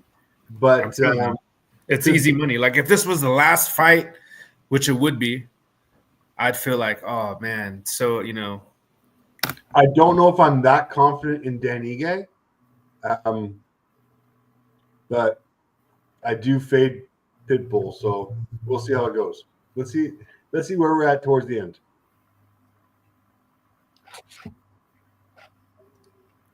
Oh man, I'm looking at his Instagram. There's some, Pitbull's Instagram makes me want to pick Ige. Yeah, exactly. That's why, because I don't see any training. I just see I see some interviews and shit, and some other people on here, but I don't really see any. And he got his ass beat. How recent was that ass beating? I felt like I just seen it yesterday. But it was Yair Rodriguez. You got to give him a pass. I think Yair Rodriguez would beat Dan Ige's ass too. You know what I mean? How long ago was it? Was it like it felt like it was literally like a couple of days ago? No, it was recent. It was recently. I don't know exact date, but I don't know. Yeah, I guess I'll go with Ige as well. Is everybody on Ige then? That's the plan right there. All right. And you know that prediction tracker guy? I think he might be an AI bot because he kept saying Dan Ige. That's how like AI just reads. They don't care if you pronounce it right. If he was a real UFC fan, he would know you say it Ige, Dan Ige. But I was watching that thing and he kept saying Dan Ige. Ige. Who says Dan Ige? Not nobody that follows UFC. That's why I think that that prediction tracker, that guy I think that might just be AI voiceover reading Dan Ige. Ige. Who says that? Ige. Copycat. Anyway, I still love the show, though. I still love it. Having the computer read for them. Exactly. I like when catch me on my live stream. On your live stream. Who has a live stream? It's live stream, you bot. Yeah. Moving on. All right. You got that accessibility. Moving on. Next we have Kevin Holland, 28-13. Double-digit losses. Yes, indeedy. Taking on Daniel Rodriguez, 19-5. But Daniel Rodriguez also 100 wins in prison block, cell block D, undefeated. Undefeated, I heard. Cell block D for D-Rod. So we got D-Rod take Kevin Holland. Kevin Holland also, I want to point this out. I think he threw a fight against Blonde Brunson way back in the day. I think this is maybe 2020 or somewhere around there. It wasn't most recently. It was back in the day, and I'm pretty certain he threw that fight. There was rumors that he told his cousin's girlfriend's brother or some shit to put $10,000 on it, and you can see him talking bullshit to Derek Brunson in that fight. Anyway, since then, I was like, I can never trust Kevin Holland. However, I think he's going to win here because D-Rod is just not. I think Kevin Holland he's got the better jiu-jitsu. D-Rod's a sharp boxer, but man, Kevin Holland's pretty fast and slick himself. And if it stays standing, Kevin Holland's going to outpoint him. If it goes to the ground, Kevin Holland's going to sub him. So with that said, I have to go Kevin Holland, and I'm pretty confident as well, but I think the lines are probably stupid, which they are. Minus 625. You can't bet Kevin Holland at minus 625. That's ridiculous, especially against the hardened veteran in Daniel Rodriguez. But Daniel Rodriguez, he's only been smoking the old guys, who is it, Ponzinibbio and somebody else that are old. He's not going to be able to beat Kevin Holland no matter what. So, but it's just minus 625. You can't do anything with that. So just put it in Tapology and your full card parlay. But that's it. Aside from that, leave it be. What are you guys thinking about this fight? Honestly, I've become a D-Rod fan. Like I like how he carries himself in interviews. He seems like he's like somewhat humble. He has a great story, no matter what you think of him, to fucking come out of prison and, stay out of prison. Unlike, Sadiq Dumas and other guys like that, and make a career for himself. So I'm kind of pulling for him as a fan. I don't really care for Kevin Holland that much. He's kind of like a dumbass. Like he went on the Jackson podcast and was stupid. And then he's over here like protecting people and like being a good Samaritan, but then throwing fights and being, a little snake in the grass. And it's hard to trust him, but I pick him on my I'm picking him for my Tapology pick. I feel like D-Rod's susceptible to like things that Kevin can do, leg kicks. D-Rod's going to be low volume. He's going to be hesitant to do anything because Kevin Holland has sneaky jiu-jitsu. He's just an unpredictable fighter. And I feel like he's going to have Daniel Rodriguez with like a deer in the headlights. He's going to be able to hypnotize him, to lull him to sleep, to talk to him and do his Kevin Holland stuff. And so, yeah, if he's not throwing the fight, it's Kevin Holland. I'm not putting any money on this. I'm not looking for a way to win. Put it in the sink. Yeah. Thank you. Yeah. All right. Well, there's your Mexican bias for Daniel Rodriguez. Dave, what do you got? This is the face of a defeated man who's going to lose tomorrow. It's not a good look. That's Real Fight Picks lip prints right there, tattooed on his cheek. Hey. I joke. Real Fight No, Picks. Don't take offense to it. Just jabs, just jokes, just pokes. We got all this ice, situation. You guys need to be more woke, a little bit more woke right now, guys. I'm not even going over stats because I don't think stats matter on this one. Yes, D-Rod has the volume, but I think it's different levels once again. Kevin Does Holland, he have the volume? It looks like D-Rod 7.39 strikes time per minute versus 4.24. Oh, okay, yeah. Heavy volume, both of which negative striking ratio, which is good. On the ground though, it's kind of a little advantage towards Holland here. I think the advantage is huge towards Holland on the ground. I think on the feet, problem is when you're 6'3" against 6'1", and you got that 81 fucking versus, you've got a huge reach advantage here. I think he's gonna be able to keep his distance and be able to piece him up, especially with those leg kicks. Those leg kicks are gonna fucking annihilate D-Rod. And I'm a D-Rod fan. I'm a huge Mexican fan. I think Kevin Holland's got way too many assets to bring into this fight. And he is way younger as well. I mean, what, 8 years younger? Is it that big of a gap? Yeah, it's bad. Wow. Yeah. So, I mean, I got Holland here all day long. I think we're spending too much time on this already. All right. So you sticking with D-Rod? Real fight picks? That's your pick?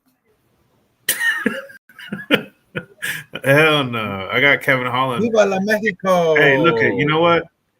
You know, we both come from similar backgrounds. We both come from Spanish speaking households. Spanish. All you can say is taco and burrito. You know, he and can actually you know, we're both trying to stay in the country. So just cut it out. I'm rooting for him, but I gotta pick. You're an American citizen with a driver's license, aren't you? Yeah, but you know what I mean? I could, you know, I look. What? Like, you're gonna go to a Venezuelan prison camp? All right. Sure. Moving on. Next, we got the co-main event. Paulo Costa, 14-4, is taking on Russian Roman Kopylov, 14-3. This is a closer fight than expected on paper. However, the odds have it in favor. I think Roman Kopylov is roughly a 2-1, 2.5 to 1. Let's see. On here on DraftKings Sportsbook, Roman Kopylov is minus 230. Paulo Costa comes back at plus 190, which is impressive that he's not more of an underdog because he's 1-4 in his last 5 for Paulo Costa. Aside from looking like a model and being the, preem physical specimen like an Adonis, he's not that great of a fighter. I mean, he was back in the day, but as of recently, let's see, Sean Strickland took him to a split decision loss. All right, split decision. Robert Whitaker, Bobby Knuckles, unanimous decision victory over Paulo Costa.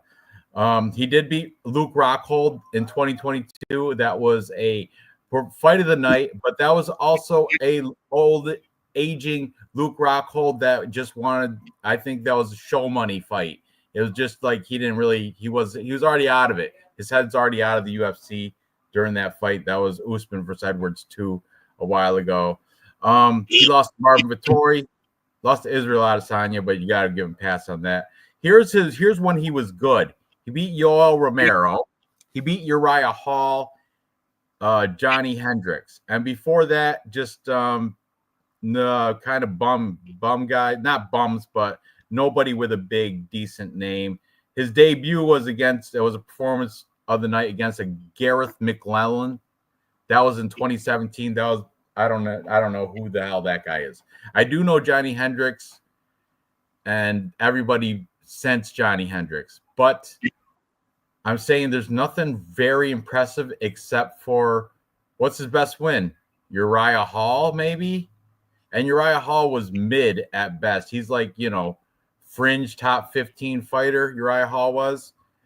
But now he's taking on this Russian beast in Roman Kopylov, 14-3. Roman Kopylov will be the younger, isn't he younger too? 34. I forgot what Costa was, but he'll be the longer fighter, better striking, and despite being Russian, kickboxing is his thing. It's not wrestling or anything like that.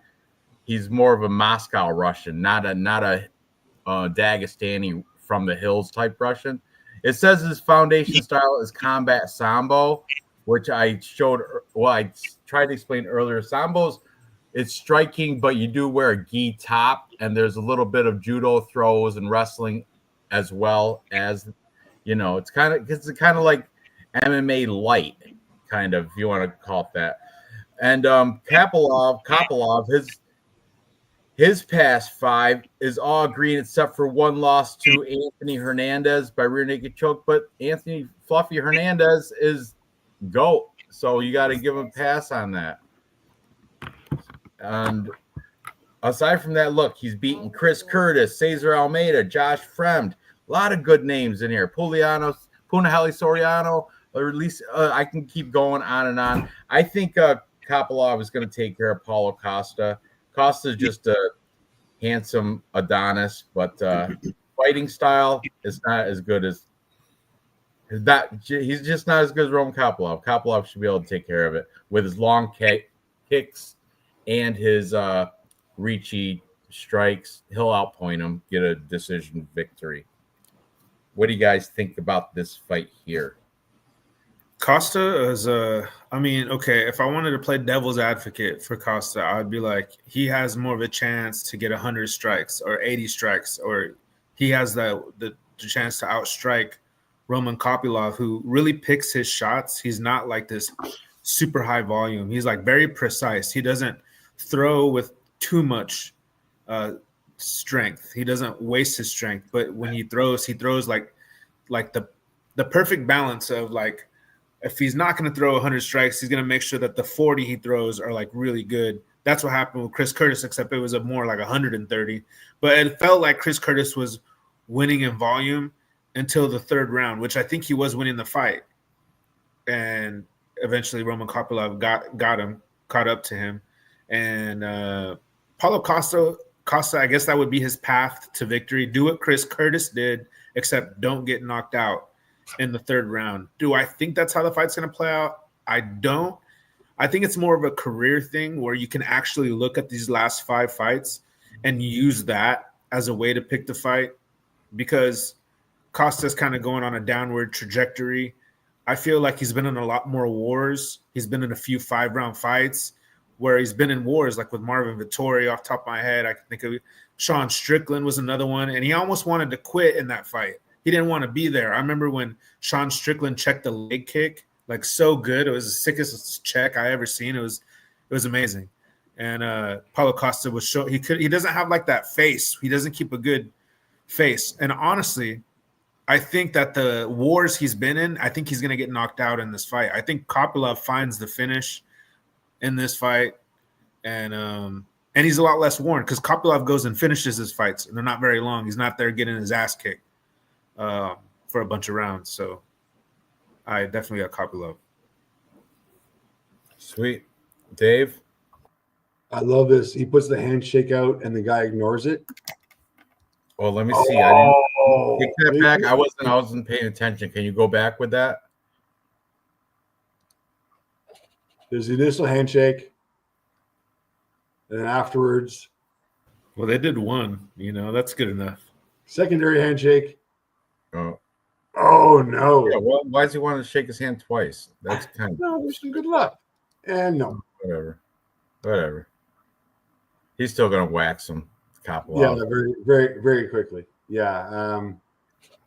The volume is. Oh, that's a good analogy. Neanderthal Chase Hooper. That is perfect. Cro-Magnon Hooper.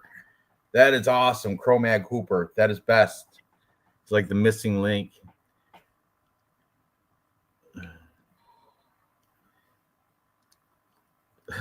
Some animals stole Paulo's soul. That's awesome. I don't mind Neanderthal, but Paul's not full Diddy. So what are you doing, Dave? I'm on Kopylov. I don't think. All right. So we're all there. We're all on Kopylov as well. Yeah, I think he's gonna be standing back and fucking waiting for his opportunity, and Roman Kopylov is not gonna give him one. He's great on the ground. He's great on the feet. He's great everywhere. I think he's got underrated kicks. Roman Kopylov, he throws that kick out there, and it's long, and I think it's under. People don't overlook it. I think it's good. Every time he fights, he throws it out there. I think he's going to soften up from the outside. As long as he doesn't get caught on the inside against Costa, which is his only advantage. He's got the advantage on the feet, advantage on the ground. Just don't get caught up in the clinch. Keep your distance. All right. Moving to the main event for the BMF title belt. We have the third fight amongst these guys. We got Max Holloway, blessed Max Holloway, taking on Dustin Poirier. And both these guys, I would argue to say, are the two best boxers at 155, probably 145 too, if you want to include that weight class. But I think these guys are two best boxers in the UFC, potentially. I'm not saying the best, but in the division, I think these guys are the top tier. I've been both ways on this fight. I have bets with both these guys in them, but I've yet to settle on my Tapology pick. Right now, I am leaning Max Holloway by decision, but I keep telling myself this Dustin Poirier's in Louisiana. This is his supposedly his his hang up the gloves retirement fight. And it might be, but man, Dustin Poirier's looking great. He's looking the best shape ever. I think he should. I don't think he should retire. I think he should just continue fighting. And that's what's pushed me Max Holloway's way, because you know what? Max is going to continue fighting. Max is still chasing a better belt than the BMF belt. He's chasing the big title belt. He wants the real belt. And he thinks he can get it. And I think he might be able to too. I don't like that he's got pitter-patter pillow hands, but he does throw mad volume, and I think he's going to get a decision victory over Dustin Poirier here. However, my bets with Dustin are plus 5.5 points. So at minus 190, I think it was, I took him, and that's very winnable because I got a feeling this is going to go all 5 rounds, and it'll be like a split decision, maybe. I think it's going to be someone's going to call robbery at the end of this. Whoever wins, whoever's picked the other side is going to say it's a robbery. Like Real Fight Picks, if he's going to say it's a robbery. Whoever wins, it's a robbery. I'm just messing with you, just like last time. But anyway, I'm leaning Max Holloway slightly, but man, it's going to be a good fight. I'm not putting Max Holloway in all sorts of parlays, but he is my pick. What are you guys thinking on Holloway versus Poirier 3 here? What do you think? I don't want to. Well, first, I just want to say that, like, when you say pillow hands, it made me think of like the moment that he had with Topuria, and they were like on the same interview call at the same time, and then Topuria was making fun of Holloway because he was saying you do a drill where you go like this, and then they showed it. He has a drill where he's really going like this, and then Holloway is trying to tell Ilya, "Oh, you do the same thing," and then the video cuts to Ilya, and it's not the same thing. It's like a lot better. So it was kind of weird drill. I just wanted to say that. And the other thing I wanted to say was it never set well with me, that one interview that they were giving to Max Holloway, and Michael Bisping called him out for looking like shit, and he had like yellow eyes, and Max never looked well during that last week to me, like for any of his fights. And like, I don't want to start rumors, but I just want to be able to like share my opinion, because this is my honest opinion. It's a little bit reckless, but I know he comes from like a drug background, and because they never got to the bottom of it, like why they never came out and said, oh, it was his immune system. He has this glucose connect. Nothing was ever said about that. And people would follow up, and they're like, and they asked him in interviews, like, oh, it was nothing. And I honestly feel like he was on some kind of pills or something. That's just what I feel. And I feel like he's the age, it doesn't matter. And I feel like Dustin's in better shape. And I feel like in general, Dustin takes better care of himself. That's just my guess. And he's already beat him twice. And so, like, everyone's picking Max to win because he's like, older now and he's filled into his body. But honestly, I think Dustin can make it look the easiest. And since that's a strong possibility, I mean, tell me why he can't make it look like the easiest one out of all 3 fights. Why can't he? Because I'll tell you why. Okay, well, that's the first fight. Max Holloway was a debutante. He didn't know it was like his first day. It was his debut fight, the very first fight. The second fight, Max Holloway actually did win a couple rounds, and it was kind of very close, but Dustin did get the better of it. So this fight is why Max Holloway might be able to better him. That's why you asked. Hey, you know what? That knockout was ugly, though. I mean, I know Dustin's been knocked out, but Max is coming off a more recent knockout. I think Benoit Saint Denis destroys Holloway. I got Max. I got Dustin. Honestly, this might be the only one that, because I don't like how our parlay, no matter what we do, it's going to be chalky. This card is like a Bellator card. We don't put main events in parlays anyways. Yeah, I know, but I might have to Get do your fucking something. opinion out there. Let's go. Say it. Spit out. I got Poirier. All right, good. Dave, who you got?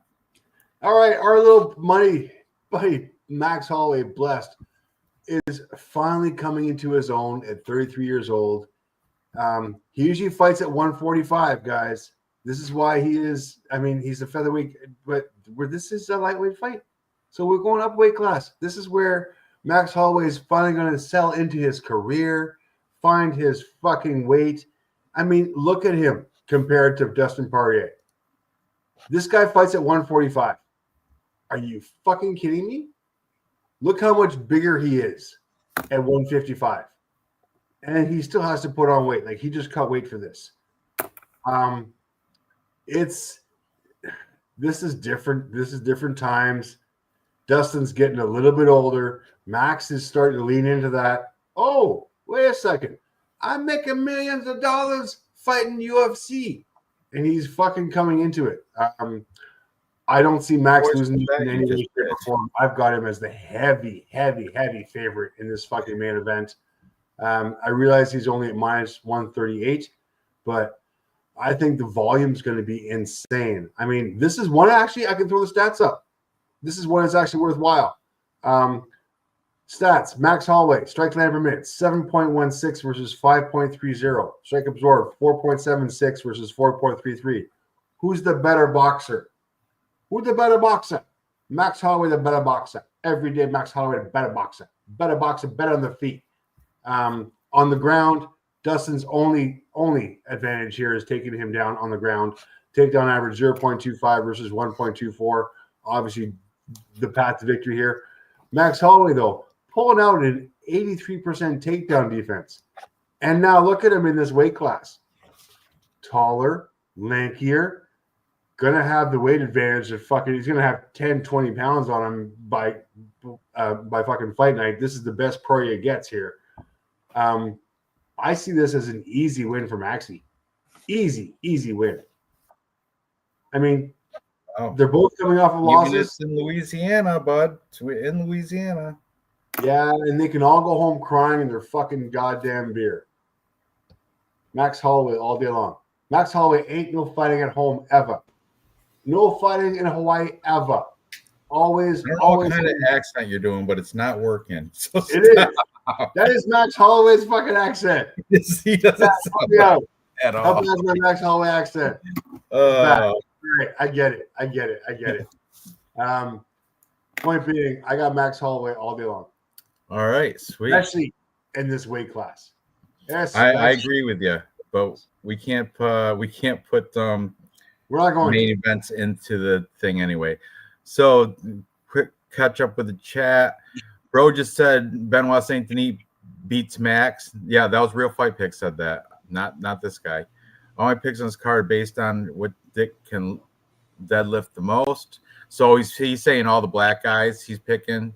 No, he's talking about Conor McGregor, I think. I know he is, but he's also what Dick can deadlift the most. It'd be who's blacker, pretty much.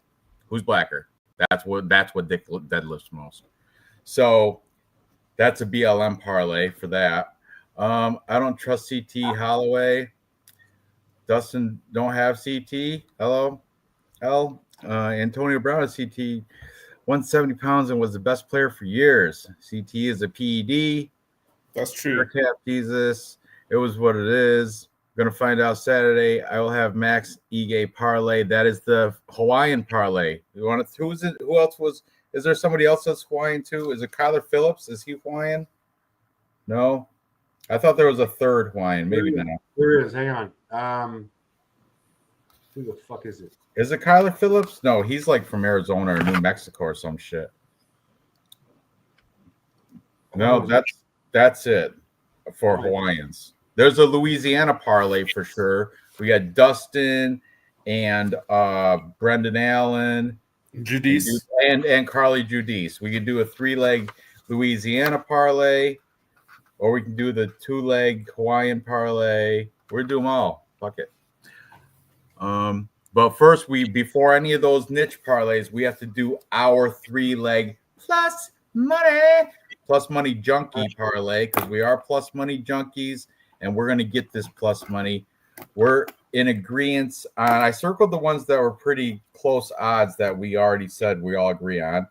So we've got Francisco Prado minus 148, Vinicius Oliveira minus 148, and last but not least, it looks like we got some. Look, the one I'm willing to swap right here is I'll do Brendan Allen. I'll go on the side of Brendan Allen if you guys want to make it less chalky. No, because we got Dan Ige's minus 225 or Roman Kopylov, and we both agreed on all those. I'm not crazy about the Dan Ige pick though. Oh, Kiwi, so gracious! You're so great. I'm so grateful for you. Thank bro, you. I'm glad you enjoyed the show, bro. Asian Dick more. Thank you again for that. Fuck. Might not be the biggest, but they're strong. They produce a lot of spawn. Anyway, it's all about girth. And he does make a good point. Can over here, little fucking Coke can right there. I know about all this. Right. So back to our black the ethic, Asians locked in. All right, back to the 3-leg plus money junkie parlay. We have to decide here. What is that? What is that? Mini Coke? Hell yeah! Ain't nothing wrong with a good pop.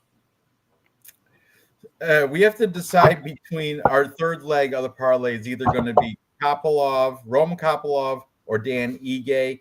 I would prefer Kopylov because I think Pitbull might shock the world. Not the world, but I think he's going to shock everybody. And Dan Ige might be a trap play. So I'm more confident in Kopylov than Ige. So I propose our 3-leg parlay be Francisco Prado, Vinicius Oliveira, and Roman Kopylov. Do you guys agree to that one? You don't like Vittori, eh? You don't like Brendan Allen versus Vittori? No, I want that out of there. It's right, only 3 pick. What's that? Plus 288? That's kind. That's friendly. I'm gonna do it on mine. We got let's see. Who'd I say? Pablo's betting span. Pablo Diablo. I don't want to lose money on Pablo Diablo.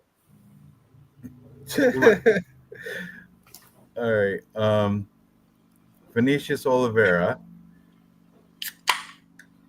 and Francisco. The Prado one. That I'm not very. I think Varentenikov might have a shot there too because he's longer, but Prado will probably win. And finally, Kopylov 238. So all them two. Ooh, almost 300 on my end, plus 298 for those 3. So let's put the bet in. Not that great, but it'll do. Okay, view my bets.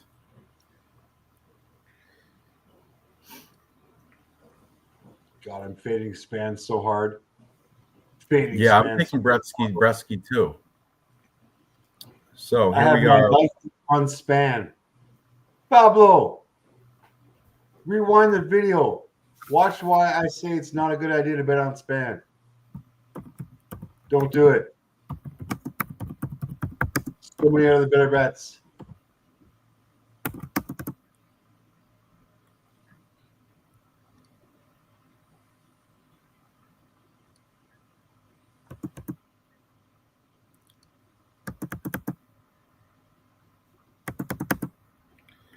All right. There we are for our for the show, our plus money junkie parlay. 3-pick parlay. Vinicius Oliveira, Prado, Roman Kopylov come out to be plus 298 on DraftKings Sportsbook. You can get it on Bet365. Close. Was it plus 290 or something? 289. I don't know what Dave said, but Holland. Pick Holland over Kopilov. You know, yeah, but Holland is minus 600, bud. Where this is a plus money parlay. We can't put that chalk in there. But anyway, I do have Holland, but he's minus 625. Yeah, we want to make money, not spend chalk juice. But we are going to do some niche parlays. Like I'm going to do the Hawaiian parlay right now. That would be Max Holloway minus 142, and who else is there was Dan Ige minus 225, and I could have swore there is Kyler Phillips Hawaiian or not. No. So it's just those two. He serves. That's plus 146. That's it. I'm not doing that one. I'm gonna Serves. I mean, that's about like that's the connection I made. What? You could do. Could we do a parlay for you? Maybe. If you want plus money, put that Michael Johnson in. No, we're gonna do the what's the other one I was talking about, the Louisiana, all Louisiana parlay. That's see if what that pays out. Shit. I gotta do Jackson McVeigh over 1.5 with Bruno Fajeda. Carly Judy's minus 3. Carly Judy's is from Louisiana. You got to pick her.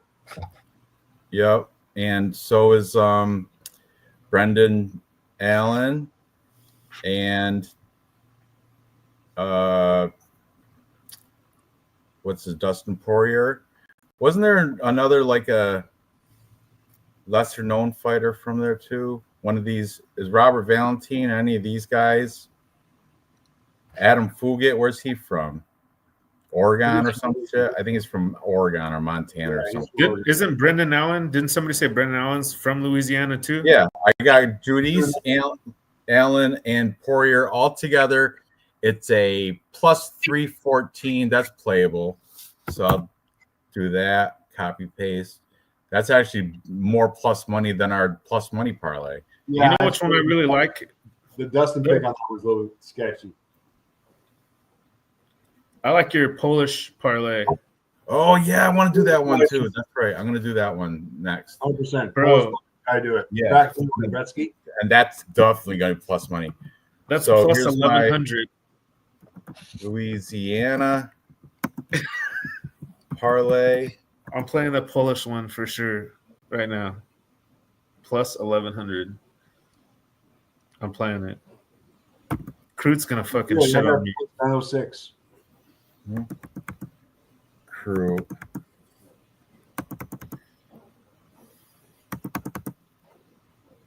Okay, here's the Louisiana parlay.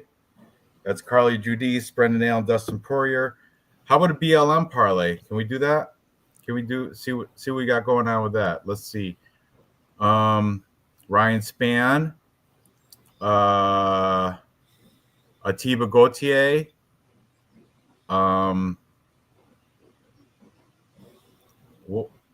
Michael Johnson, Jesus, and Kevin Holland, and I think that's it, right? 4 for the BLM parlay. Does that sound right? Whew, that's big money because that Michael Johnson's in there. But so I'll put a little money on it. I'm gonna put a little bit on it. But it's plus 971 for that one. I'll put that one here. Copy.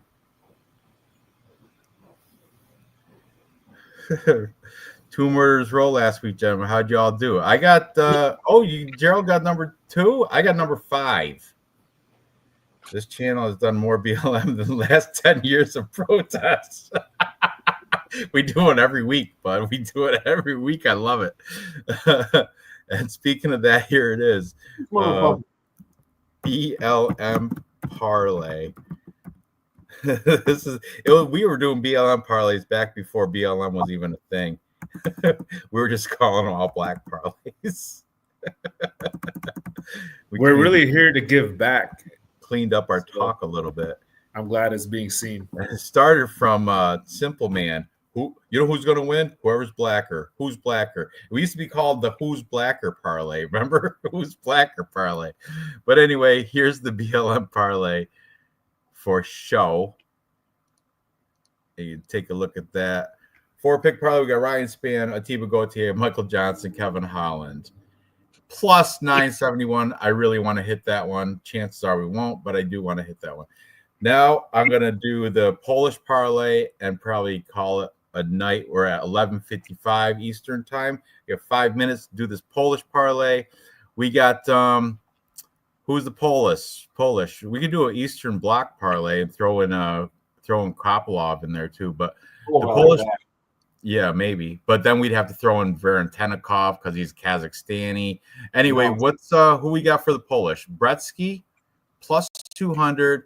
And Marcin Prokhnio plus 260. Just those two together, the 2-pick parlay is plus 980. I got plus 96. Fucking lock it in. I am. Place bet. I got plus 1100. We're gonna call it the Polish Power Parlay. Plus 1142. Wow, what book are you using? That's great. Bet openly. Oh yeah, you got so that was somebody offered those bets to you then?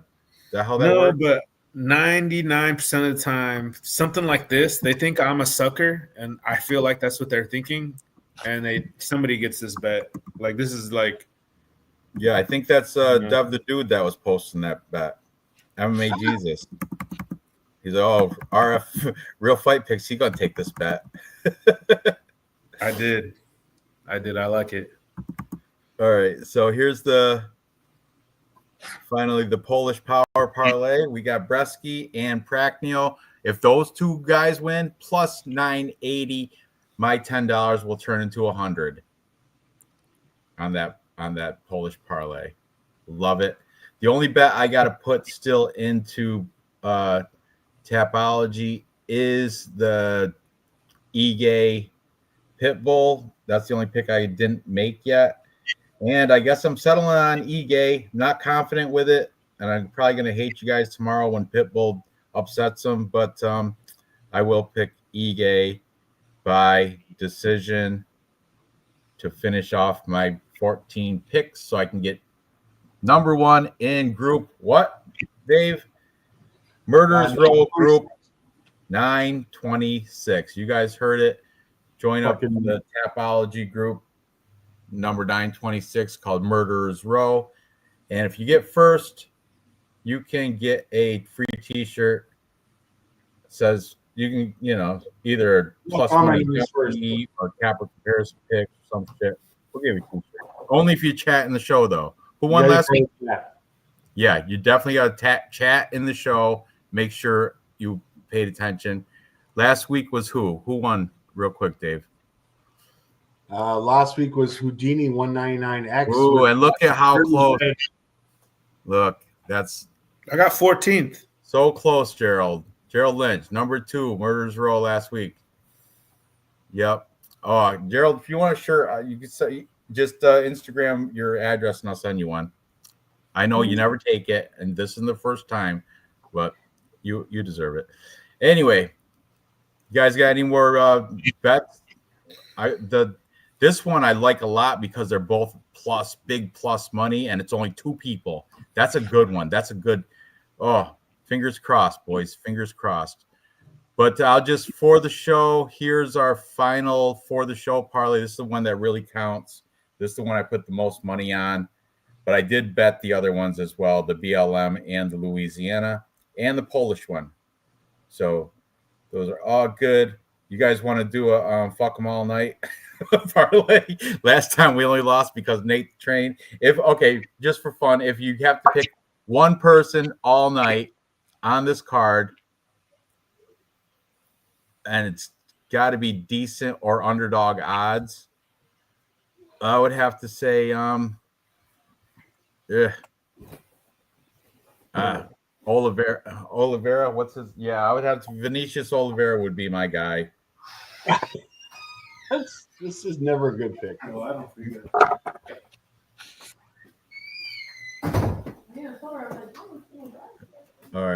Retirement parlay. Who else is retiring besides Poirier?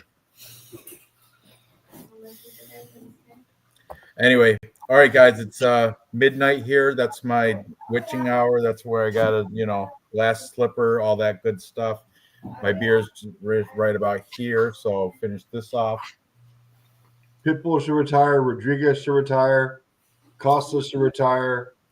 Michael Johnson should retire. You want to do a fade retirement parlay? Because I don't want to there's take a whole bunch of people who should retire here. I don't want to put Michael Johnson in any more bets besides the Black Lives Matter. Aside from that one, Michael Johnson's not going any more by parlays. We do a fade retirement parlay, like the guys that are. Yeah. Max Holloway would be in that. Fade Dustin, fade Costa, Ige again. Did you on the side note? Do you guys know that that beast, that like light heavyweight from Germany that looks like Paddy Pimblett? His name is Frederick Gosgrove or something like that. I think that guy. I know it's a slightly different weight class, but I was looking like, that Gautier, Atiba Gautier, that would be a battle, I think. But that Atiba Gautier is 185, and that big bad Paddy Pimblett looking guy, Frederick Gosgrove, he's like, I think 205, so somebody would have to go down or up. But that would be because that Atiba Gautier is a beast, and so is that Frederick Vosgroen. That's his name, Vosgroen. Frederick Vosgroen. But anyway, that was just a side point. I was just checking them out. So, man, a huge spider just walked down the wall. I gotta go. But anyway, best of luck tomorrow, guys. This is Louisiana, so I think it starts regular time. Yes, 6 o'clock Eastern. That's 3 o'clock for those on the West Coast. So yeah, good luck, guys, and I'll see you guys in our group chat tomorrow. No t-shirt bets tonight. Anybody have disagreements?